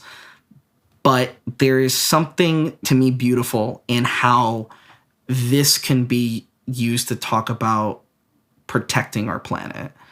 And I really like that of this specific song. So I would say a 4 out of 5. I really like using the title like that, like with that idea that you brought up of like trees being cut down. I think that's really beautiful. That kind of gives me like a new perspective on the song, which makes me want to go back and listen to it again. I wrote down the note I wrote a very interesting stripped back song, which I'm like, damn, it's like they're stripping the trees. But that was just a coincidence, obviously. But it does make me want to go back and listen to the song. You mentioned that you only had like one note, Brandon, or something like that. And like you liked the song, but you didn't write anything specific down. I think the reason why you really liked the song, or maybe liked it more than some other songs, was because it's very piano forward. I think that's a very good idea. Yeah, I think that's probably what it is. Not to be too presumptuous, but yeah. I've kind of given away what my score is for this and the next song because I mentioned that it's very consistent. It's all threes. But yeah, again, it works. I think it's fun. Or the subject matter is not fun, but in terms of enjoyable to listen to, yeah, it's a 3. We have one last track here. Track number 11, -61, written by Woodkid, produced by Woodkid, Tepper, and Faz. He makes an appearance again. I'm just going to let Oscar talk about this one because this is his favorite. Take it away. This, yes, -61 is my favorite. And I will say that my top 3 for like a while have been like -61, Horizons into Battlegrounds, and Goliath. But I really like -61 because all these other songs have led us to this last one. And something to me, because it's doing a cohesive like feeling in terms of what the story is trying to tell, I can't help but appreciate this a lot. I love the choir again from Reactor. They come back, and I hope I'm not butchering their name. Sujinami Jr. Chorus is, I believe, who they are. Something about them, again, feels uplifting. There's that sense of haunting with it, but there is something so spiritually beautiful about it that I love. And at first back then, I remember the first time I heard them in Reactor and -61, I kind of was like, what the hell's going on? Because I was so confused. I thought my time on Earth was done. And but I'm like, listening to this, and I don't know how to explain it, but it feels like he's combining everything now that we've heard from the previous. There's piano, there's industrial, there's this haunting choir in a way, but with this sense of hope. It feels like it ends in a sense of hope. Like, they're talking obviously about like climate change and what's happening, because they go -61. Now the water level rises in my cold paradise. Like it comes off like, climate change is changing Earth. This sounds like it's set in the future now, like or present, right? Depending. And it feels like he's trying to reach out to us, explain like what's happening. And there is a moment where he says like that people think the world is like, the way they view it is like a gamble. And especially, and that kind of talks about our, like how people can view the climate on Earth. People are like, let the next generation figure it out. And I feel like that's been going on for so long. They just keep gambling on when the Earth is done. Some people say it's better to like save it now. Some people are like, who cares? Like, it just feels like the lyric says, they're gambling. They're gambling Earth and like future lives. And I know that sounds dark. And I know I said this song is like hopeful, but in a weird sense, there are 2 ways you can view from hope in it. One is to make a difference and stop people from gambling this planet and the lives of people who will inhabit it after us, or let nature take over. And when nature takes over, we reset. And hopefully whoever inhabits it next can do a better job than where we're currently at. I know could be considered sad to think of, but to me, there's a way you can look at it, maybe like in a hopeful way. You just gotta do good. You gotta go out and surround yourself with people who are willing to make a change. And I feel like we do not want to be living on a planet that's -61 across the world. I would say 4.5 out of 5 for this song. I feel like the orchestration is amazing. It feels like the end of the album. It feels like very cinematic. Wow, what a surprise that I would use that word. I said that this might actually have the best orchestration of any song on the album. It feels so perfectly done. And he did a great job of tying the sounds and themes from this album together, which is kind of what you had said, Oscar. I feel like this is very much the last song. And I get why it's your favorite, because it is tying everything together. It's the end of the story. And I said, it feels like a triumphant end of movie song, not triumphant in a good way, but in a sort of we've reached the end of the story kind of way, which I think is also kind of what you were saying. So we've kind of gotten the same thing. And I'm curious, David, did you agree with this? Is this also what you got out of it? Also, this is a 2.5. This song stayed at a 3 for me, which I know I kind of said before. When the choir comes in, from that point on, the song works more for me. But I feel like for me, the production and vocals don't mesh that well. Kind of in a similar, I guess not similar way as Reactor, but it's kind of like the same issue, just not to that level, because it was still a 3. I still like the song. I just think that it didn't fully get me there. I do like it as the last song on the album, though. And I like the title, just because it's a nice title. It's a 3. So that brings us to the end of the album. This is usually the part where we say any overarching themes of the album or any of our thoughts overall, which I feel like we've all kind of touched on already. I mean, I'll let you say anything else you guys, if you have anything else to say about the album. But I will say that overall, this is a concept album. I love a good concept album. It's not something that I feel like is totally for me, but I still appreciate it for what it is. This is a 3 for me. I really enjoyed this experience, and this is not something that I would have found on my own almost, even though I know this artist. It's very interesting. It's very cinematic. It's very soundtracky. It's super unique. So this was a very good experience, and I really enjoyed this album. So thank you, Oscar. I mean, I did kind of say everything in a way. I like the soundtrack style of it. Honestly, in a way, I kind of wish the whole album was just like the production, because that was my favorite part. And I wish that he was one of those artists that would make 2 versions, one with the vocals and one without, because I would really love to hear that style and, hear it without the vocals and hear that style in just a fully like cinematic way. I mean, I enjoy this. I could totally see this, just being the freaking soundtrack for a bunch of stuff. My score is kind of predictable considering what I gave most of the songs. It's a 3. But yeah, I enjoyed it. And now I know this artist. And now, the man of the hour. Oscar, what do you think about this album? I feel it is for me, even though I had some 2s, some 3s, and, some 4s, it is a 4 for me. And mainly due to the fact that it just feel like for me, we touched on it like you said earlier, but I love that it feels like there's just there's an arc and there's acts in this, and I feel like to me that is so cool, and I love an album that can like tell a story like that.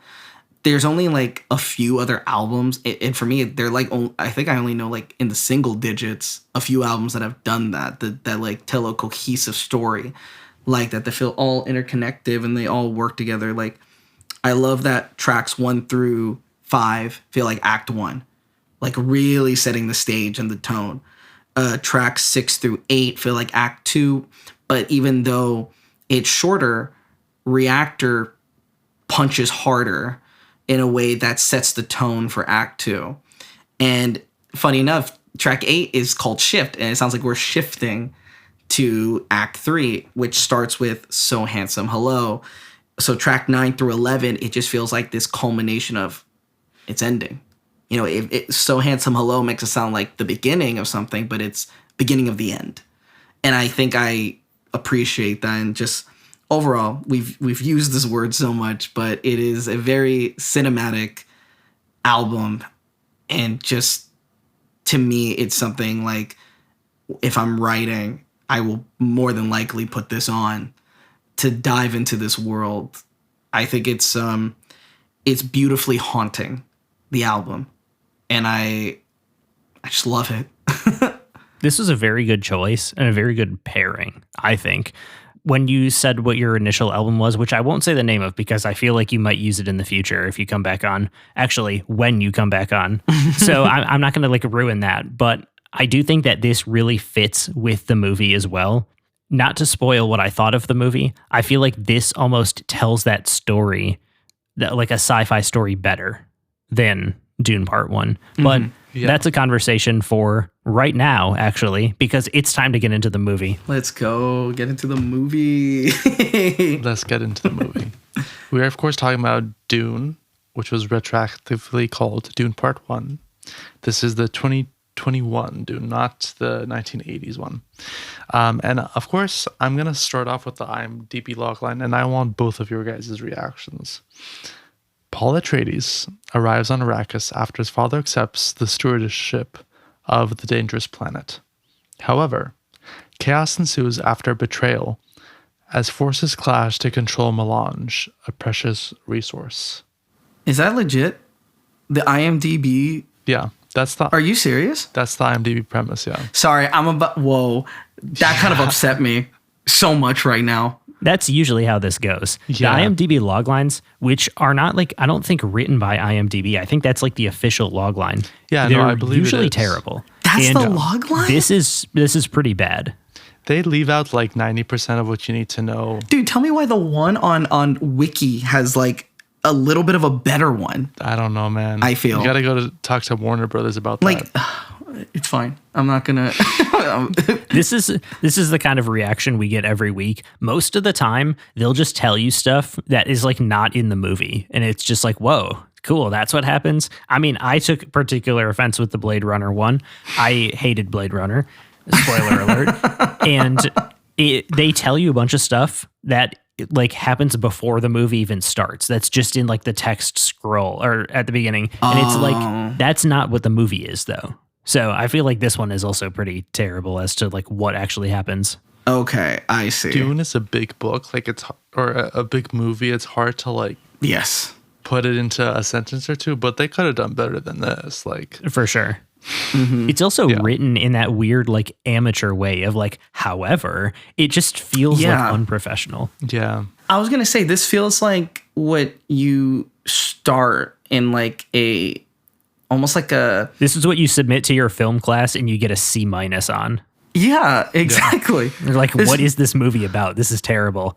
Go back to the drawing board. It's the logline you literally wrote in class. It's true. You get sent back a note from the professor. Try to interest me next time. I'm sorry. I'm not even trying to be mean. Yeah. But I love, you guys know how I feel about Dune in general. And like that log line is the most uninteresting log line I could think of. I don't know. I'm not trying to grill this person. I'm just kind of upset. They should be fired. Warner Brothers, do your worst. David Zaslav, put him in the water tower.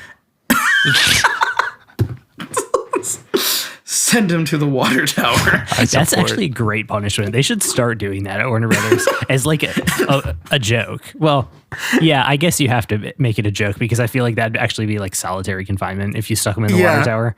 Actually, does the water tower work? That's a great question for you guys. That's the best question. It's either solitary confinement or just drowning. True. Either or. Your movie got released and we've lost like 500 million. You know what your punishment is, right? Solitary confinement? We'll see if it is. We have no idea if there's water there or not, but I'm trying to think of who had a big failure for Warner Brothers recently, but I can only think of Francis Ford Coppola and then Madam Web. And I think Madam Web was Sony and Coppola was independent. Yeah. But, oh my God, wait. I told David to bring this up on the podcast. Oh, I forgot. Coppola had to sell his island in Belize. I heard. Because of Megalopolis, because it flopped so badly. And I told David that he should bring this up on the podcast, but we all forgot about it. So anyway, yeah. Shout out Coppola. First it was the wine like vineyards. Now it's the island. I don't know what's gonna be next. We'll see. Maybe his house in like Beverly Hills or whatever. And I can guarantee you that he will still say that this was exactly the movie that he wanted to create for the past 50 years. And he'll keep saying it. The more he sells stuff, he's going to keep saying, you don't get the vision. You don't understand it. Time to go to the nursing home. And on top of that, I feel like he's going to just be like, oh, everything's going to plan still. Yeah. Like he's going to be like, yeah, it's People fine. are hating it. That's exactly how I planned it. I still haven't even seen the movie, but then I seen only clips. Oh, you should watch it. It's really bad. We covered it on this podcast, in fact. And then you could also listen to the Katy Perry album. That was, whoa. Exactly. That clip with Adam Driver kills me every time. And I think you know which one You I'm were talking in the about. club? Yes, that clip. Like, Yeah. So go back to the club. It's like, what was the direction? That one and Look at This Boner are my two favorites. That's so good. And then he shoots him in slow motion because he's 95 or whatever. Anyway, we are getting off topic. That and Call Me Mommy Wow or Pussy Wow or whatever. I don't remember. Pussy Anyways. Wow. I don't know if that's in there. Anyway, Dune Part 1. I remember something like that. Anyways, I'm going to get through the credits right now. I'm going to give you all the credits, and then we're going to talk about the production. And Oscar, I know you got a lot of stuff to talk about, so you jump in whenever you want. So here goes. Let's get the credits out of the way first. The movie is, of course, directed by Denis Villeneuve, who I did call Denis Villeneuve when I first heard about him. I believe I've called him Villeneuve on this podcast as well because I did not know he was Canadian. I refuse to say French Canadian. I'm sorry. Sorry, Quebec. I have nothing against you, but you are not France. Quebecois, or however you say that. But the movie is produced by Mary Parent, Denis Villeneuve, Cale Bowder, B-O-Y-T-E-R, sorry, and Joe Caracciolo Jr. It's written by John Spates, Denis Villeneuve, and Eric Roth. Adapted from the novel Dune by Frank Herbert, of course. Cinematography by Greg Fraser, or Fraser. I don't know exactly which pronunciation is right. Who is the GOAT. Edited by Joe Walker. Music by Hans Zimmer. Distributed by Warner Brothers Entertainment. And, of course, starring Timothée Chalamet, or if you want to French it up, Timothée Chalamet, Rebecca Ferguson, Oscar Isaac, Josh Brolin, Stellan Skarsgård, Sharon Duncan Brewster, Dave Bautista, Javier Bardem, Zendaya, amongst like a bajillion others. So with that, let's talk about the production. So obviously I got to start with the book. Now Frank Herbert, he first came across the idea when he was researching dunes in Oregon, and he just kind of fell in love with them and created this novel out of that. And he did extensive research. He did, 5 years of research and eventually finished writing it in those 5 years too. And he drew from a lot of different stuff. I did want to bring up one because I feel like you can definitely see it. He drew a lot of inspiration from T.E. Lawrence, who was a man in the British Army, part of the British Army, who went to Saudi Arabia, what is now Saudi Arabia, and kind of helped the various Arabian tribes there rebel against the Ottoman Empire. So he was kind of inspired by this, and I feel like you can definitely see that in the book and in parts of the film. So of course the book comes out and it receives critical acclaim. It tied for the Hugo Award, which is the most prestigious award for science fiction books. In 1966, it became a bestseller, and it kind of became the daddy of modern science fiction. It set a lot of the conventions. It set a lot of the tropes. It's kind of considered like the Lord of the Rings of science fiction in a ways. And of course, Hollywood be coming knocking whenever you get a success. But there was a lot of issues because in a lot of ways, Dune was considered unfilmable and uncontainable because it's a very dense novel with a lot of exposition, a lot of plot threads, and a lot of characters. And I actually have a little note that I took from Wired that I wanted to read out to show just how difficult it would be to adapt this. Quote, "It has 4 appendices and a glossary of its own gibberish, and its action takes place on 2 planets, one of which is a desert overrun by worms the size of airport runways. Lots of important people die or try to kill each other, and they're all tethered to about 8 entangled subplots." End quote. So that's the scope that we're working with. And I will say, like, I agree that like the production of Dune should be studied in itself. If the attempts it's like been to adapt this, countless of like Dune Part 1 is the third official adaptation, because we had David Lynch's 1984, and not a lot of people actually know about this other one, but it was John Harrison's 2000 television miniseries that was like a 4-episode epic with a sequel that happened, which I just want to mention because I think it's a cool fact, featured James McAvoy in one of the leading roles, which I thought was so interesting when I saw that. That adaptation of the miniseries, they said was like it was a lot closer to the adaptation of the film, but the problem it suffered was, since it didn't have the budget of like a feature film, its budget was kind of bogged down. It felt for a lot of people a little boring because there's a lot of exposition instead of, because the book, like we said, there's so much, there's inner dialogues and there's just so much world building. There was an attempt with another guy named Alejandro Jodorowsky, and I'm sure you know all about this, David. I was wondering if you were going to bring this up. Oh, I was. That guy, I have not seen his documentary. There is a documentary of him called Jodorowsky's Dune, which was like the unfilmed Dune movie. But what is so crazy, he obtained the rights himself during 1970, and like it failed because they couldn't get funds. I don't know if you know this, Brandon, but it's kind of crazy because he wanted to he wanted the film to be 14 hours long. Holy shit. Yes. That is ridiculous. He said that was the only, in his head, he's like, this is the only way you could film it. And the thing... That's a film and not a television series in 14 parts or 14 hours of a film. Who is sitting through that? That's a full waking day. That man has lost his fucking mind. I hope he's dead. I don't hope he's dead. But he probably is. I will say that that man had controversies. But he does have controversies. That man had a lot of controversies. I assume some of them are Harvey Weinstein-esque. Yeah, you can say that in a way. Yeah, I would classic say Hollywood. He was just. Yeah. I like read a bit about the controversies. I don't want to get into it in here, but it's just disgusting. How are you? Not in trouble at all for this? But Jodorowsky was known to have picked up this book, and when he was trying to adapt it, he was changing everything about the themes, all these other things. Like, it kind of started going more in I think he was going for more of a Jesus Christ protagonist at one point.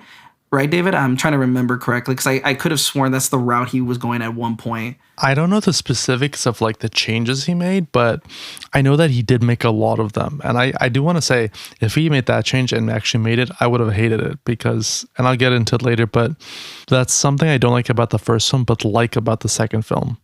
But we'll get into that. But I do kind of wish that he did get a chance to make it because he actually cast Salvador Dali as the Emperor, who, of course, like Salvador Dali is like a crazy surrealist, Spanish painter. I think it was Spanish. It didn't work out because he wanted to be paid $100,000 every hour. Yes. Nice. Yes. Oh, that's right. I'm like, imagine that. That would have been so crazy. So I'm like, I wish I could see him in the role, but... He also wanted Pink Floyd and another band to do the soundtrack. That would have been good. It would have been interesting because we had, what was it, Toho for David Lynch's, right? Yeah, we had Toto, yeah. And I feel bad because for that also, when David Lynch's adaptation came up, I feel bad. He wanted it to be 3 hours, which at the time, didn't really happen a lot, I think. The studio made him cut it down to 137. And even him, like Lynch himself, like kind of disowns the film. Like he hates talking about it. I also just feel like he was not the person to make it. Like that film just did not fit his style at all. And I say that as a big Lynch fan. Like I've seen the film and it doesn't work. And of course, part of that is like the fact that they did force him to come down. But I also feel like in a way his heart wasn't in it. I mean, he didn't even read the book, I don't think. He just wrote the script. I feel like that's a problem with some adaptations now. some of the like behind the scenes is they're not fans of the source material. Shout out Ridley Scott. I mean, Blade Runner, the writers of that movie did not read the book. Oh, right. Yeah. Yeah. I forgot about that, actually. Well, Brandon, it's funny that you bring up Ridley Scott because he was also involved for a time period. He was going to direct this movie, but then he dropped out. I knew he would be there. I didn't do any research on this, but I just had a feeling that he was going to come up at some point. The thing is, he dropped out, and the next project he worked on was Blade Runner. Wow. Oh, interesting. So he dropped out for Blade Runner. Oh, that's so interesting. I did not know that. So it's literally like, it's connected. So he traded one sci-fi for another. Yeah, I think he had been working on it. I think he realized that it was going to be such a big project that it would eat up like years of his life, and he just did not want to do that. I think that's what it eventually was. But I mean, he even wrote a script. It was 175 pages long. I just want to throw that out there. The script that he wrote. Wow. It was either him or Herbert. It might have been Herbert that wrote the script. But anyway, the script that they were working with was 175 pages long. So interesting that he moved to Blade Runner instead. I'll ask you later, Brandon. I am curious of what of the 3 cuts did you end up watching of Blade Runner? We watched the final cut, the actual, like, the one that it was intended the true to cut, be. right? Okay. And it was awful. I hated that movie so much. I did show him the voiceover though. Oh yeah, I heard Harrison Ford say the N-word. Like, that's all I needed. Oh no. Anyway, where were we? We were talking about Frank Herbert. We got into the topic of the production, that this was considered like the most unfilmable film. Yes, that's ever. right. The 14 hours. Yeah, Yes. the 14-hour. It's coming back to me now. And like what Oscar is bringing up is pretty much just like the timeline of it. You have like person after person trying to do it, and it just falls apart every time. And they do get like 2 versions out, but even then, they're not totally successful. You know, like even the miniseries, which was better received, was still like considered not the best. It was, the people were like, oh, it's better, it's closer, but it doesn't have the spectacle it needs, kind of, which I know you kind of talked about, Oscar. So you pretty much see the trouble that people were having with this novel. But of course, eventually they do get to Denis Villeneuve. Now, he's working with Legendary Entertainment, who got the rights, who are, of course, partnered with Warner Brothers, which is why Warner Brothers would end up distributing it. But Denis Villeneuve had always loved Dune. He read it when he was young and always wanted to adapt it. And he actually kind of got the chance to when he came on board in 2016, but he actually did not direct it right away because he wanted to get more experience with sci-fi.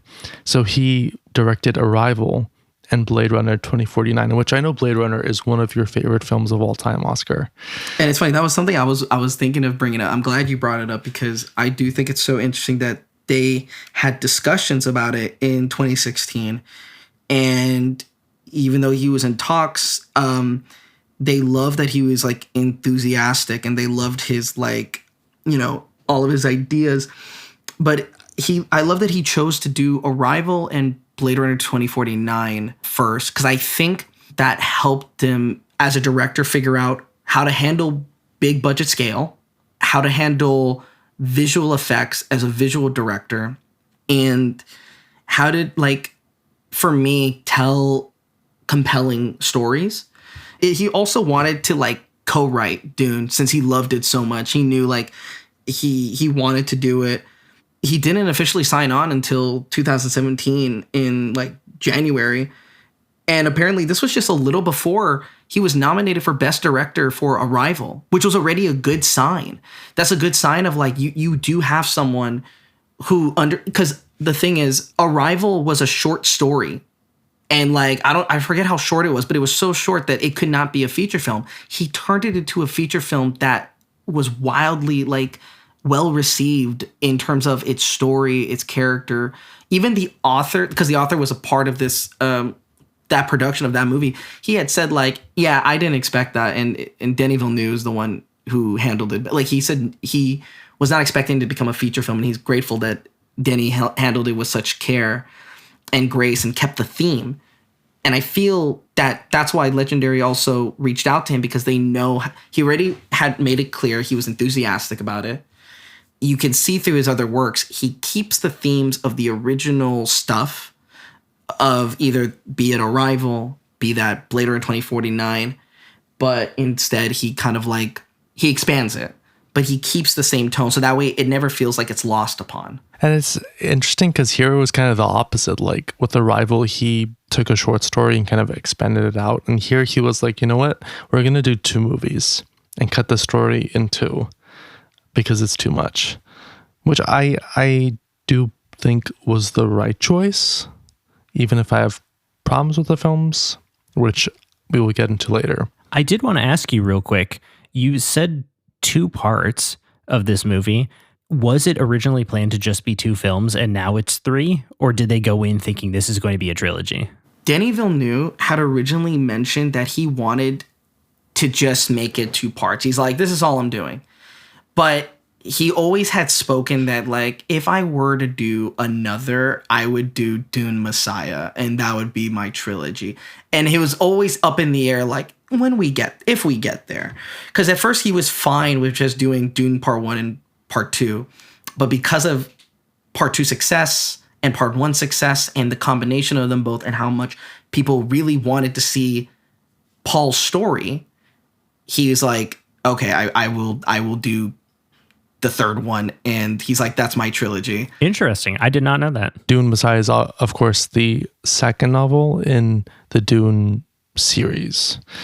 So it's kind of like the trilogy is made from the first 2 novels, with the 2nd novel just being the 3rd film.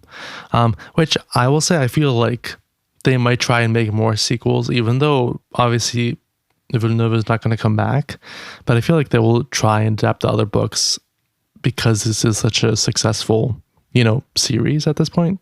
But I don't think it's going to be at the same level with Villeneuve, like with Villeneuve gone. But we'll see. No, I agree. And I'm extremely nervous of like who can pick up that mantle. In my brain, I only see 2 directors with the potential to do that. But again, I could always be surprised by a new and upcoming director or a director I didn't think of. Wait, I want to hear your 2 directors. So the 2 directors that I feel I'm just a fan for him is Gareth Edwards. I think he's up there in terms of visual storytelling because he also nails visuals and he understands VFX that I think can save production cost. And I think, I feel like Warner Bros. And Legendary Pictures would want that in a director who can help them with cost effectiveness. But if you're going to these bigger ones, you're going to need a budget that's a little bigger than these last 2 because they go a little more crazy. I think Gareth Edwards is good. I love his movies, Godzilla, Rogue One. I like the creator. I know it's not one of his most beloved, but I like it. He just did the Jurassic World Rebirth movie. I just like his direction. I think he has a really good direction, and he likes to handle the camera a lot himself, at least in his last 2 movies. If someone else could, there's a book called God, Emperor of Dune. I would love Guillermo del Toro to do that one. That just screams his name with his practical effects and everything. And I feel like that would be such a unique way for him to handle God, Emperor of Dune. But to go back to what you were saying before, Oscar, he did co-write it. He co-wrote it with Eric Roth, who had read the novel as a teenager, but hadn't really fallen in love with it, which kind of gave him a neutral viewpoint of the story, as he has said. Like, he was like, I was able to approach it with a very clear head without being like influenced by, I like this character or this storyline, so they have to stay in, stuff like that. And eventually John Spates also joined as kind of a 3rd co-writer. And of course, John Spates and Denis Villeneuve would write Dune Part 2 after. But going back to the novel, again, I mentioned a lot of it was influenced by the story of, T.E. Lawrence, and how he helped the, Arabian tribes kind of gain independence during World War I. When Villeneuve, Spates, and Roth approached adapting the book, they decided to kind of minimize the elements in the book that were very obviously borrowed from, Arab culture, because they wanted to invent more and borrow less and make it seem like You make Arrakis seem like its own world instead of just a copy of something that exists on Earth.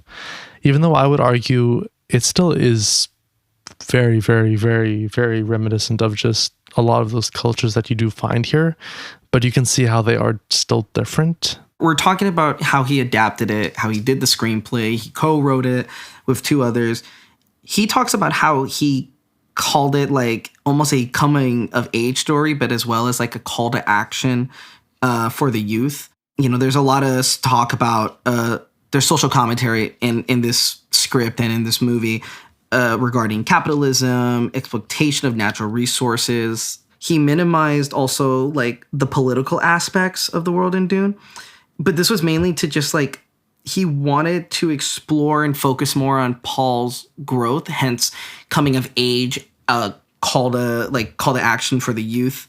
What I do love about Denis Villeneuve and what I find so interesting of him is the change he made with some characters, mainly female characters. He says he grew up in a family household full of women. He always viewed women as strong and powerful and leaders in his household. And he's like, well, I want to represent that. And he felt like femininity was a crucial theme in the book. So he decided to move with that, and hence he did. I think you can see that with characters like Lady Jessica, and even though she's in it for a little bit, you see it in Chani. You see it in Dr. Liet Kynes, who is gender swapped from the book. In the book, Dr. Liet Kynes plays a man who is the father, I believe, of Chani, or I'm trying to remember. I believe it's Chani. But in this one, it's flipped. We also don't ever get to see if Liet Kynes is the mother of Chani. I believe we're supposed to speculate that. Hence another thing of like them not going into full detail from the books. It's more of like, you can guess. You can kind of think of that. If you're a book fan, you kind of have a feeling. You just see a lot of these like women characters, the Reverend Mother, they're all very powerful. All these women, they lead with such pride, such power, and such, in a way, dominance. And they help guide people. I love that Denis Villeneuve did that. I love that he showcased femininity. And in a way, if you're a Bene Gesserit, same with Lady Jessica, she has taught Paul some abilities of the Bene Gesserit. And it's almost like for us men to accept our side of femininity, and that it is a powerful thing to accept. And I love that. And I love how it visually showcases that, which we know Denis Villeneuve to be a visual director, and he's incredible at that. Now, I don't have much to say about casting. It seems that Villeneuve's only choice for Paul was Timothée Chalamet. And he has described it. He wanted an actor who had, quote, an old soul in the body of a teenager, end quote. Now, I don't have much about the rest of the cast because there's like a bajillion of them. To the point that you brought up, Oscar, when it comes to the way that Villeneuve wrote the female characters, Rebecca Ferguson was drawn to her character of Lady Jessica. At first, she didn't want to join because she was afraid of being typecast as a, quote, strong female character. But when she saw the nuance that was brought to the character in the script, she agreed to join. And the rest of the cast was assembled little by little. And I don't have that much to say about the production itself, just because I know that you have a lot to talk about, Oscar. So I'm just going to quickly run through it. The production was obviously very extensive. There was a lot of science fiction environments that had to be created. There were over 1,000 looks for the different groups in the films when it comes to the costumes. When you're on a shoot, you have multiple sets of each costume. So 1,000 looks probably meant like several thousand costumes, which is a crazy amount. And Villeneuve even created a visual Bible for the film. Tried to like move away from conventional futuristic elements in sci-fi and try to make the world feel natural, but also futuristic at the same time. When it comes to the locations, quite a few scenes were shot on locations in Jordan and the UAE. Obviously, a lot of the desert stuff, while a lot of the soundstage stuff was done in Hungary. Shout out Hungary. Not their government, but shout out the country. While Norway also doubled as the home world of Paul and the Atreides, Caladan. I did also want to mention something when it comes to the way that they shot on set for special effects, because typically you will use a green or a blue screen if you're going to be using CGI in a scene. But they made a very important and wise decision on the film to use screens that were the color of sand, because they realized that this would make the light bounce correctly. As you both know, I'm a big Dune fan. I recently just got a pre-order. Dune Part 2, the photography. And I have Part 1's photography and or the art and soul of Dune, as Denis Villeneuve likes to kind of word his differently. In the photography ones, you can see when they're doing that, like you're describing. And it's so interesting how they did that. Filming in the desert with a heavy-ass camera, that's annoying. It's crazy that they thought of that, like to use a screen that's the color of sand to get the light correctly. Because obviously if you use a green screen, it's going to bounce off the green screen and the light's going to look weird. And you're going to have to like edit it and CGI it. But you just use a sand screen and it literally just fixes all of those freaking problems. So yeah, kudos to them for thinking of that and for implementing it. I did want to bring up the music because Hans Zimmer also loved the book, and that's a large reason why he joined. A big reason why I did want to bring up the music is because I wanted to mention the collaborators on the film, because there were so many people that worked with Hans Zimmer to bring the music to life, and that included guitarist Guthrie Govan, it included vocalist Loire Kotler, who does all like the singing effects in the soundtrack. So I just wanted to shout them all out because it was kind of as if they were just making a whole freaking album. You brought it up about Hans Zimmer, and I wanted to continue on something about Hans Zimmer, which I think he was like confirmed to be scoring it near the start of the film's production in like 2019. And just to mention, technically the thought of production and everything started back in 2016, just so we can like kind of have an understanding. It took years. It took really careful planning of years to get to that point. And it's so funny because during the time he was confirmed to be scoring this film, Christopher Nolan asked him if like, hey, would you be down to score my next movie, Tenet? And he respectfully declined for the first time because he collaborates with Christopher Nolan so much. But he, like you said, he was such a fan of the books. He's like, I can't miss this. But what I love about Hans Zimmer is he wanted this to be so different from his usual like sound that he's known for in his scores that he spent like, I think it was Utah. He spent his time in Utah just listening to the desert and all these sounds passing by. And then he used that in his score, whatever he could find. And like you said, it was a collaborative effort. He got all these different people. I think they said they had like 30 bagpipes for one of the scores. I'm glad Hans was the composer for this, because also that gave Ludwig, the composer of Tenet, to blow up like crazy. I did also want to mention that you talking about the music and talking about the production and all of this stuff, this movie is obviously big budget. It's a big deal. This feels like a blockbuster, like it was known it was going to be a blockbuster from the start, and they tried to do everything they could to ensure its success. And it feels like some of the older blockbusters that we've talked about on here, like when we talked about Jaws. It's a big moment, and you know it's going to be a big moment, and it's much more interesting than some of these other like pseudo blockbusters where it's just like, oh yeah, we'll hire our average composer, we'll hire the average cinematographer. They went all out on this, and I think it shows. Except for one area, which I will talk about later. Well, and I think that goes to the fact that now studios are trying to make all of their movies blockbusters. So it's like, obviously you don't have people that can produce to that level. But yeah, it definitely feels like they, in a way, knew what they had on their hands, even though this was kind of risky. When I first heard Dune, and before they had, like, you asked earlier, Brandon, like, did they know it was going to be a 2-parter? Did they know they were going to do a 3?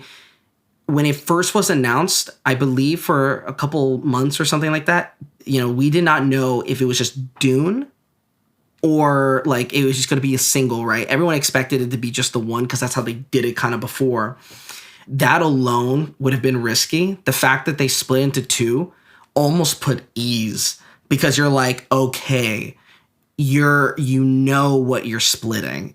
When I first heard Denis Villeneuve was doing it, I was like, beautiful, awesome. Then I heard the composer. I was like, oh, that's so cool. By the time Greg Fraser had come on, his trailer, I believe, for The Batman had come out, and everyone already too was like, oh, this is the guy?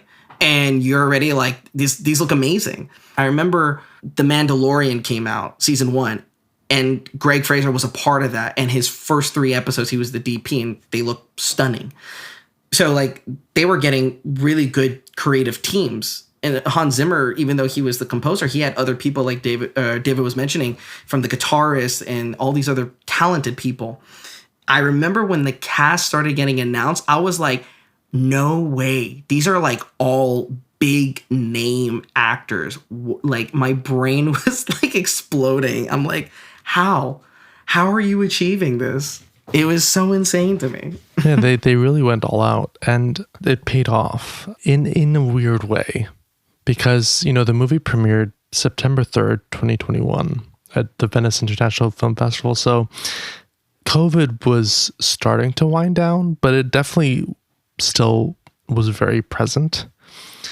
So the fact that they were releasing this during that year definitely threw a wrench into things, especially because Warner Brothers, in all their idiotic planning, whatever bullshit, decided to release this film in theaters and on HBO Max at the same time, which I don't know why he would do this, but they did. But regardless, it seems to have been a success because it grossed $411 million on a budget of $165. The thing is, I say seems to have been because I'm not sure what his break-even point is. People say anywhere from $350 million to $500 million. Yeah, it might not have, but it was like, in a way, a success. I think they got some views from the streaming. I will say, when I did hear that movies like that, like Tenet, like a couple other ones were going straight to streaming, I was actually really fucking pissed off. I'm going to start cussing. I'm sorry. It was just like, why the fuck is this happening? I was so angry. In my head, I think when I heard it was going to theaters and streaming, my brain was like, you're killing the movie. This is how the movie dies. We don't even get part 2. Because even though they, in a way, said, yeah, we're doing part 1, part 2, they weren't in production yet for part 2. So the idea of part 2 was up in the air. I will say this. I will give it this. When I saw it in theaters, I got to see it like opening night in like IMAX. And I was like blown away. And we came back home, and all I remember is immediately turning on HBO Max and finding it and playing it. So that's where I'm like, I can't be upset too much because it was available already after I experienced it in the theater. My biggest gripe is like, I wish it wasn't at the same time. I know COVID was a very difficult time, for people, for, obviously what we're talking about right now, the industry. So they had to figure out ways to appease both people who want to watch at home, people who want to watch in a theater. But they'll release in a theater for 45 days, or if we're lucky, a couple months, and then send it to streaming. And I feel we would have had the same impact. We would have had, if we had 45 days of it in the theater, I think Dune would have still done what it did. And I feel that if it went to streaming, it would have still helped its viewer count. I will say, even though I said I'm upset that they did that, I'm slightly grateful because then I rewatched it. I think Tova counted. I rewatched it one time like 10 times. Not in a single sitting. I can't do that. That's disgusting. And even I would be ashamed of myself. Throughout the span of like maybe a couple days, I watched it 10 times because it did not leave my mind for that long. I will say I was upset though that we will never get the IMAX release because that is such a superior experience. Not superior. That sounds so fucking elitist and that's so dumb. It just like, I own Sinners and they show the aspect ratio change. I wish the Dune movies, when you buy them, they have that aspect because it's just, there's a lot to cut and it's insane. But, going back to topic at hand as I tangent myself, where were we? I don't know. I do want to say, to your point about the film, like still, it was still a success because regardless of if it did break even or not, it did well enough that they were like, oh, this works, so we can make the second film. So they greenlit it and they made it. So it's kind of like, even if it didn't make enough to get its full, whatever back, it was still successful enough. I think the other thing with COVID is this movie made whatever $400 million. It almost helps that it was also on HBO Max, so then they can say, look guys, it didn't make as much money as it usually would have, even though those people that watched it at home probably didn't want to go out to a theater and see it. True. So it still like ultimately helped its case, even though it didn't make all that money, because I do think there was a large subset of people who don't want to go out into a crowded theater during COVID and watch a movie, but then also a large subset of people who just don't want to go out to a theater in general. I'm one of those people. Exactly. I never have a good time watching a movie in a theater because it's too fucking loud and the experience is generally terrible. I'm sure it also helped that like the film was well received by critics too and audiences. People noted the visuals, the designs, the cinematography, the directing. Although some people did consider the story to be incomplete or dull, which I will be speaking to that soon. But it went on to receive 10 nominations at the 94th Academy Awards. So it got nominated for Best Picture, Adapted Screenplay, Original Score, Costume Design, Sound, Film Editing, Makeup and Hairstyling, Cinematography, Production Design, and Visual Effects. And it won quite a few. It got Original Score, Sound, Film Editing, Cinematography. Oh God, I'm back to not being able to pronounce that word. Production Design, and Visual Effects. So it did quite well. And of course, it was followed by a sequel that did very well at the box office and with critics, even though it did not do very well at the Academy Awards at that year. I loved that Dune Part 1 was nominated for like 10 awards. Visual effects, I think they're stunning. Production design, the way the buildings are made, the way Arrakis feels. All these places feel like true places and livable in terms of like the setting of the world and what makes sense for them. I'm like, yeah, that makes sense. Cinematography, the camera part of me, love that it won that. I thought it was beautifully shot. When we get to part 2, I'll discuss more. I do feel, though, out of the 2 parts, this is the weakest of the 2. Even though I love it. The cinematography and Caladan are amazing. From when he like touches the water for the last time, from when they're talking to his dad, to when the herald of the change. One of my favorite parts, when the Bene Gesserits arrive. I love the cinematography there. Sound design made sense. That film editing is really good. And original score, I'm so glad Hans Zimmer won that. I feel like we haven't heard a soundtrack that crazy. And I say that with such love and endearment to him for it. Of course, the Dune head in me gruffing at that we didn't win Best Picture, Best Adapted Screenplay because I love the movie so much. But the other movies that did win them deserved it. Should we get into what we think? I did want to go first. And I feel like I'm going to break Oscar's heart a little bit right now. Not too much, but a little bit. I think when it comes to the technical elements of the film and the directing, the acting, the cinematography, the designs, I think it's all exceptionally well done. There is certainly like a quality to it that I feel like you don't see in a lot of films these days, especially blockbusters, which kind of goes to the point that we discussed earlier where they knew that they were making a quality blockbuster and went all out for it. My problem with the film is the story. And this honestly has less to do with the film itself and has more to do with the book, which kind of means it is with the film because I guess it is an adaptation. But I read the book before I saw the film. And it was, in my opinion, just very all right. I thought it was just very cliche and very tropey and just kind of outdated, which again makes sense. It became kind of the basis for so much sci-fi going forward from the 60s that, of course, a lot of the things in it would become tropes. So it makes sense why it is like that to me.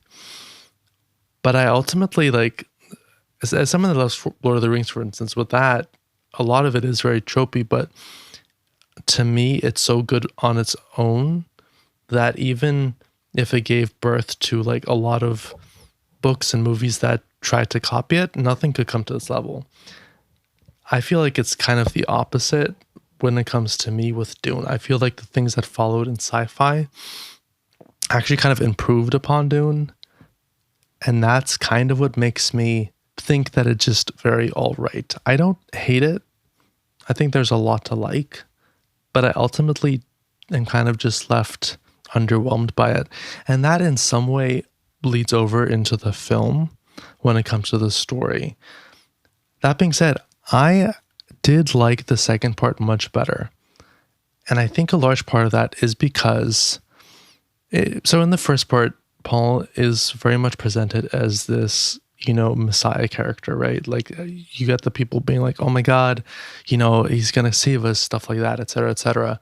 And that's something that like, I was just kind of like, okay, come on. Like this is, again, very tropey.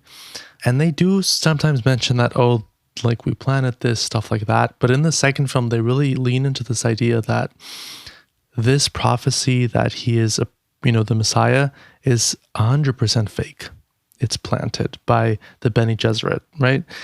It becomes this whole thing, like this conundrum for Paul of should he use this to get what he wants, or should he show that it's actually fake? Should he push back against this? And of course, not to spoil it, but he does eventually use it, even though it will cause a lot of devastation.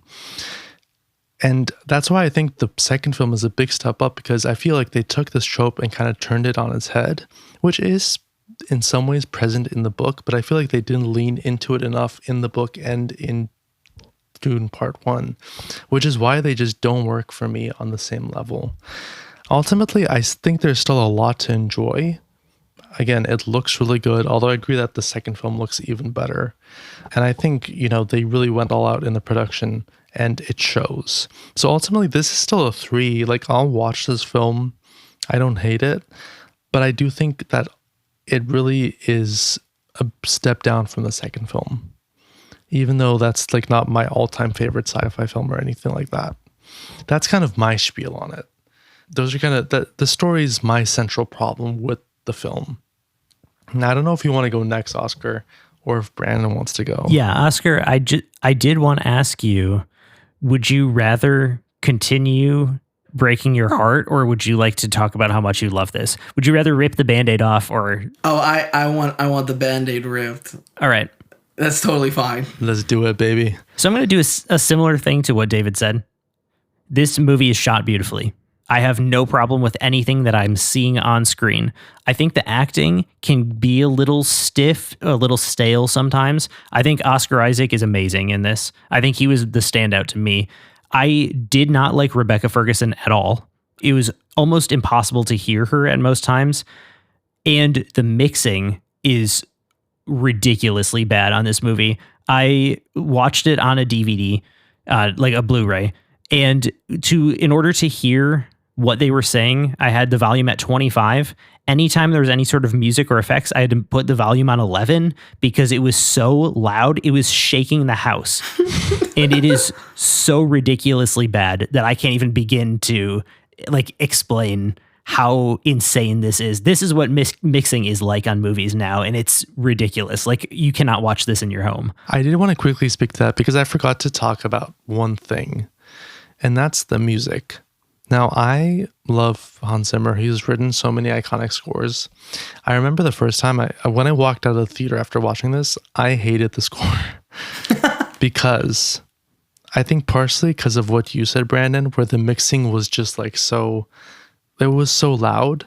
But on top of that, and this is not to be mean, but I got so tired of the lady screaming every like 10 minutes in the theater whenever the music comes in. Like, I'm sorry, but I did.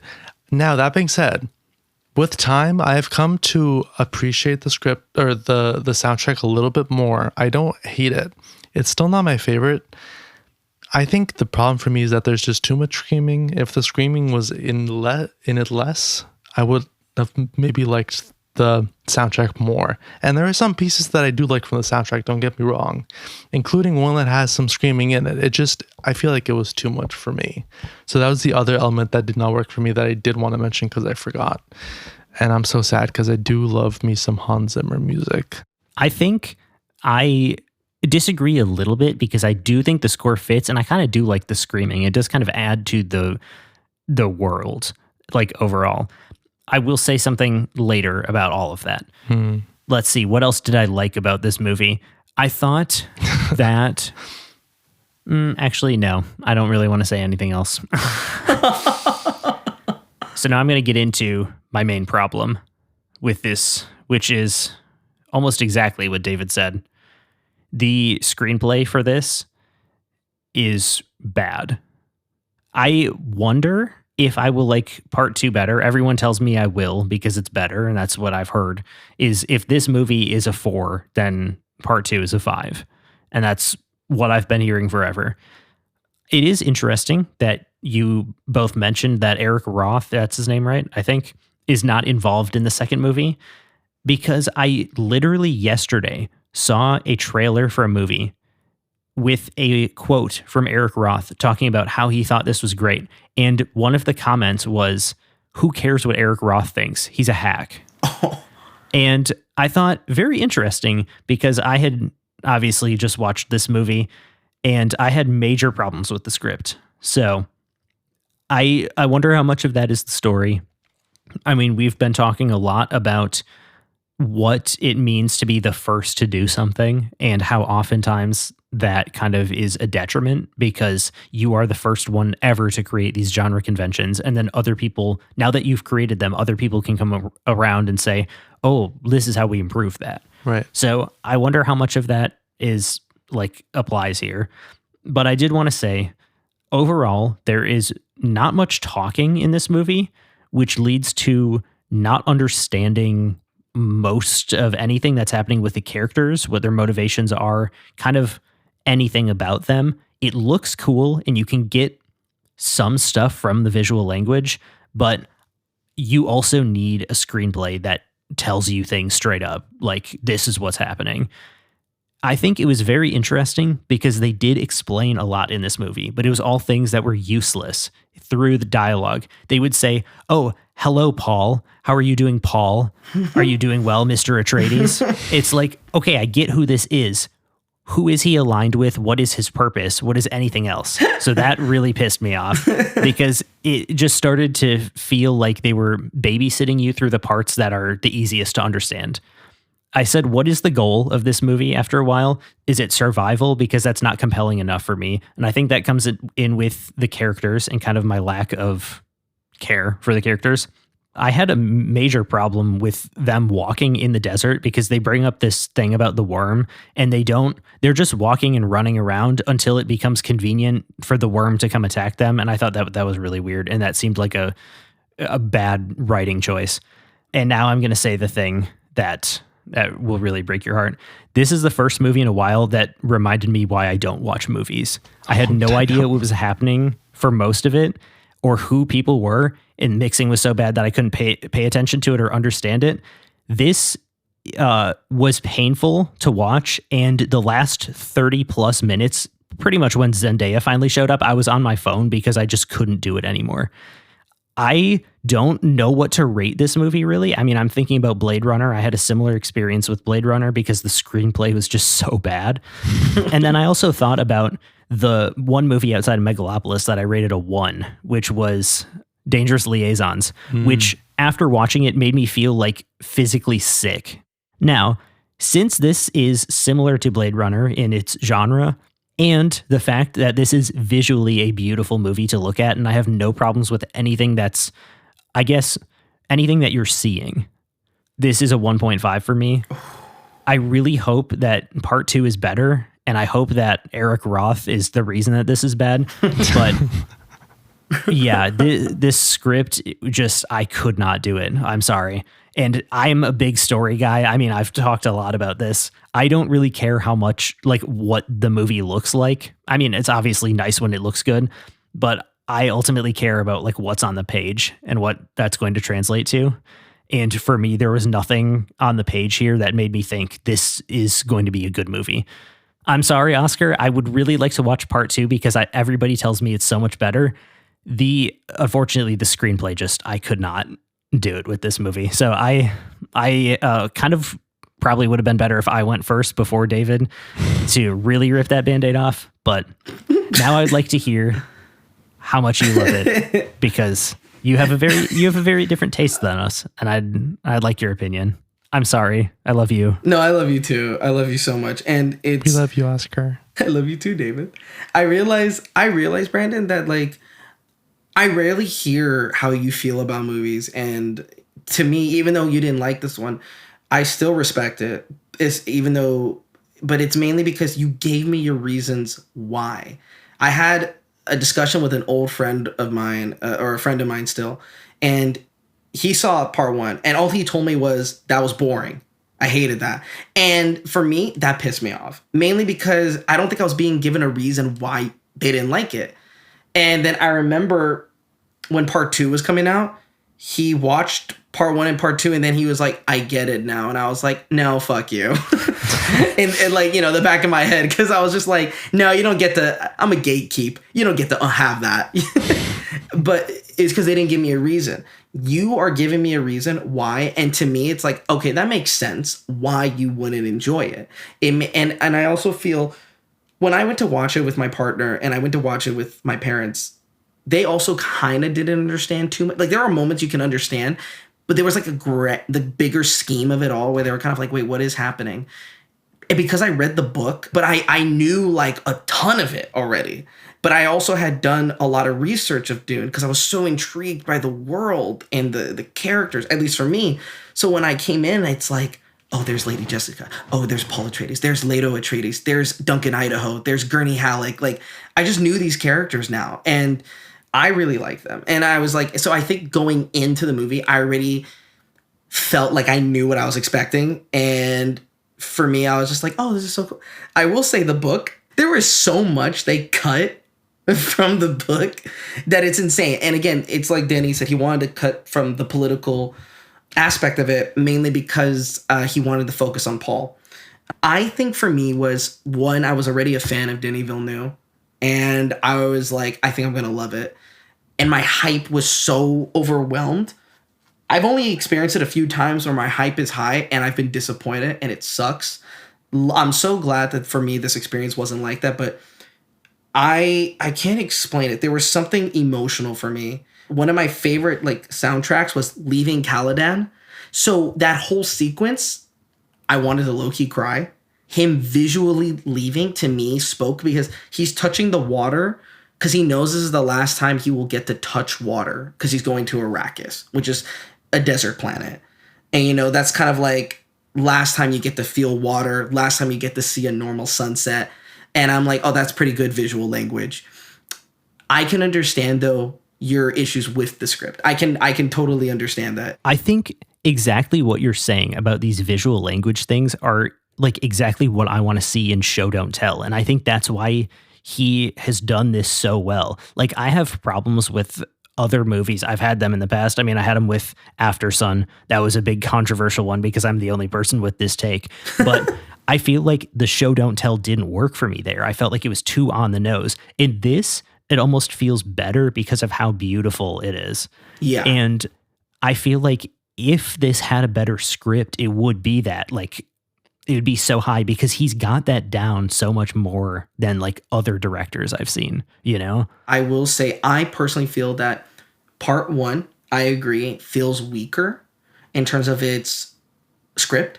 However, what I do appreciate of it is laying the groundwork for what part 2 would become. You know, I came out of it, and I think I was one of the only few people who, like, my mom, my dad, they loved it. They're big sci-fi heads, but I feel like I was one of the only few who came out like obsessed with it. Like, I was like craving part 2 so bad. I will say, everything they did in part 1, they have improved in part 2, at least to me. I feel its soundtrack is stronger. Part 1 was such a, like, lay the groundwork.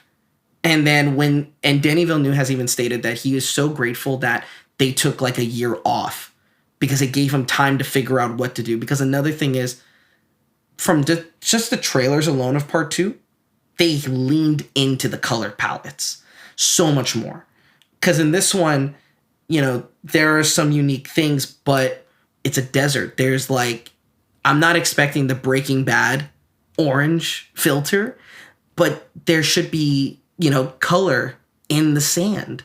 Emphasize, you know, you're on an alien planet in a way, you know, and you know, we'll get into that. But like for part 1, I just loved, it's so hard. I think I love it because I love my parents, and something about Oscar Isaac's character as Leto Atreides feels like how my dad is with me. He's gentle when he needs to be, but he's stoic as a figurehead, you know. But my mom, like Lady Jessica, feels powerful, you know, and my mom feels strong, and the way she nurtures and cares for Paul is to protect him, and that's what I kind of like gravitated towards, is like, I think that's why I love it, because I feel connected to the parents and their sacrifices and what they try to do for their son. It's so weird because, you know, he's meant to be a teenager, right? But in the books, he's meant to be like, I think 16 or 14. He's meant to be pretty young. There is a scene where they're in the tent and he yells at her saying, "Get off me." It almost like broke my heart a little bit. You know, the side of me where it's like, I don't want to yell at my mom for just, you know. The thing about Lady Jessica, you learn more about her in part 2, and you know that you know, you'll learn more about her, and we'll talk about, in terms of this film as standalone, she's trying to protect them. I see that in the father. I see that in the mother, and it makes me think of my parents, of what lengths they go to protect me. And in a funny way, Gurney Halleck and Duncan Idaho remind me of my godfathers in a funny way. And so for me, I think that's my attachment. It's very familial in a weird way, in a weird sci-fi way. Like, I just feel like the love they have. I do have a quote from Duncan that I love, though. And his quote was, "Dreams make good stories, but everything important happens when we're awake." I love that quote. I also agree. I thought that was one of the most memorable ones from the movie. It's such a good... There's only one other quote. Like, I love "Fear is the mind killer." That's just, you know, that's the main one everyone's going to, like, you know, think of. I also like when Paul's having the visions and he says, because I know what happens in Dune. I love that it's hinted here, like, or the way he says it, like saying, "Warriors worshiping the shrine of my father's skull." And I love that because it's, you know, I already know what's going to happen to Paul. So for me, I'm like, ooh, the groundwork. You know what I mean? Like, I love that. I did want to ask you, looking at your Letterboxd top 4, I'm pretty sure it's all sci-fi movies. Dune Part 2 is in there. Dune Part 1 is not. So yes. I wanted to ask you where this movie ranks among other sci-fi movies, because I know you are the sci-fi guy. Like, you know? I appreciate that. When you say, like, ranks, are you suggesting, like, top 10 stuff, or are you suggesting, like... I mean, I'm going to guess you're going to give this movie 5 stars. Actually. Oh, 4.5? 4. Oh, okay. So, and I'll explain really quick why. Yes. After Dune Part 2 came out, I realized, I'm like, fuck. This is what I wanted a lot from Part 1. Even though I love Part 1, I love Part 2 more. And I love it so much. What was so hard for me about Dune is it's hard for me to split them into 2 movies, because you got to put them together to make this cohesive story. And for me, that's why you see Part 2 only, is because I imagine Part 1 already in there to make it flow. You have to have them together. So that's why, like, in a way, Dune Part 1 is still attached to Part 2 in that category. But yeah, Dune Part 1 for me is a 4 out of 5 because, you know, I've let it sit so long, and I rewatched it God knows how many times when it dropped. I would just play it randomly when me and my family were eating dinner because I loved it. But now I don't really rewatch it. I rewatch part 2 more. Very interesting. Because part 2, I feel what you have the issues with feel like they're fixed in that one. And that's what everyone keeps saying. Like, even all of my friends who have hated part 1, or I guess not even necessarily hated it, just disliked it, said part 2 is like actually the greatest sci-fi movie ever. Like, part 1 is what people think part 2 is. I completely agree with that. Part 2 is just way better. So I'm glad to hear that from you as well, because you are like the most trusted voice in sci-fi that we have. So I appreciate that. I love the Dune franchise. Hell, I played Dune Awakening. I love that game right now. Dune Part 1, that's why I also give it a 4. It's a good way to lay the groundwork and to get you slightly curious about this world. You know, there are some big names attached, and a lot of people will be curious about that. And by the end, you're like, well, how are you going to continue this if you're not familiar with the books? But at the same time, if you are, you're like, what is Denis Villeneuve going to do? How close is he adapting it? What's he taking out? What's he putting in? All that.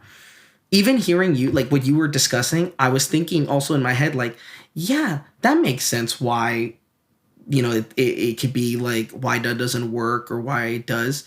Because even the dialogue, I feel you'll notice in part 2 is more clear. What I like about part 1 is, you know, and I agree with you about Oscar Isaac. He does give for the short time he's in it, does a great performance. I also do like the ending in terms of, that character, Jamis? Yeah, Jamis. Jamis, right? Yeah. So he has a quote in Paul's vision that I love. The mystery of life isn't a problem to solve, but a reality to explore.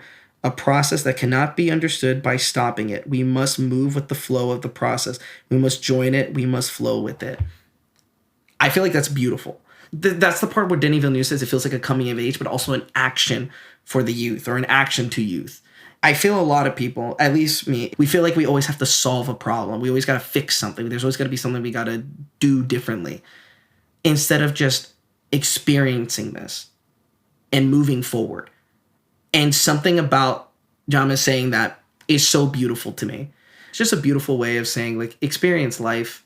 Don't try to analytically or critically solve something in terms of like that you don't feel that needs to be solved. Just try to experience it. And for Paul, he's trying to solve how to, you know, not be this thing that they're saying. And even though it's in a sense a bad thing, he just experiences it. Experiencing it causes the problem where he believed his visions would come true, realizing he's seeing multiple realities and multiple paths that he can take. And I love that him killing him is not only, because they say it's like him exiting out of his adolescence and into adulthood by doing this. It's also him realizing as he experiences it that he's joining the flow of this process is like a kind of an also, oh shit moment for him. I think it's really cool. Well, I want to say, in case no one in the audience could tell, we will be having Oscar on for Dune Part 2 in the future. Yes. Because we have so much more to talk about. I feel like, I mean, you kind of said it too to me as we were taking a break from recording, that you could just talk about this movie forever. Yeah. And I do believe that. I have to cut you off somewhere. I feel like this is exactly what I want out of the podcast, because listening to you talk about this movie has made me appreciate it more. Even though after I was done watching it, I was so pissed off that I just had to like take a walk. And listening to you talk about it, I'm like, I get that. Like, I see how this is so impactful for someone that is not me. It's just such a fun time to hear what other people like and to hear people be so passionate about what they like. So I wanted to thank you before David could for coming on here. You know, he's got a bad internet connection. He'll catch up in 15 seconds. I'm looking forward to also doing the third film that comes out, because I think that'll be fun to see how he adapts the next novel. Very true. But yeah, I mean, I obviously had a blast. I always love these guest episodes. I mean, I don't know how long we've been recording for outside of like the actual time that it is in real life. There's a good chance this is going to like shatter the longest episode we've ever done. This could be like maybe pushing 3 hours. I don't know for sure. We'll see when it's all said and done. But just like Dune itself. Yeah, exactly. Yes. I knew the three of us together were capable of talking forever because this is what we do. And on that note, I wanted to ask you, you are a multimedia artist as well. What would you like to plug? Please tell everyone where to find you. If you guys would like, follow my main account on Instagram at Oscar Vernon Jr. I will say the second one is mainly my photography and videography, cinematography account called at Visual Vernon on Instagram. Please follow Oscar there. I don't know if you want to plug your Letterboxd as well. I know you don't like rate movies, but you do log them. Oh. So if the people would like to follow that's so you, true. I do not know. Let me see. I think you're like O Vernon Jr. with some number in it.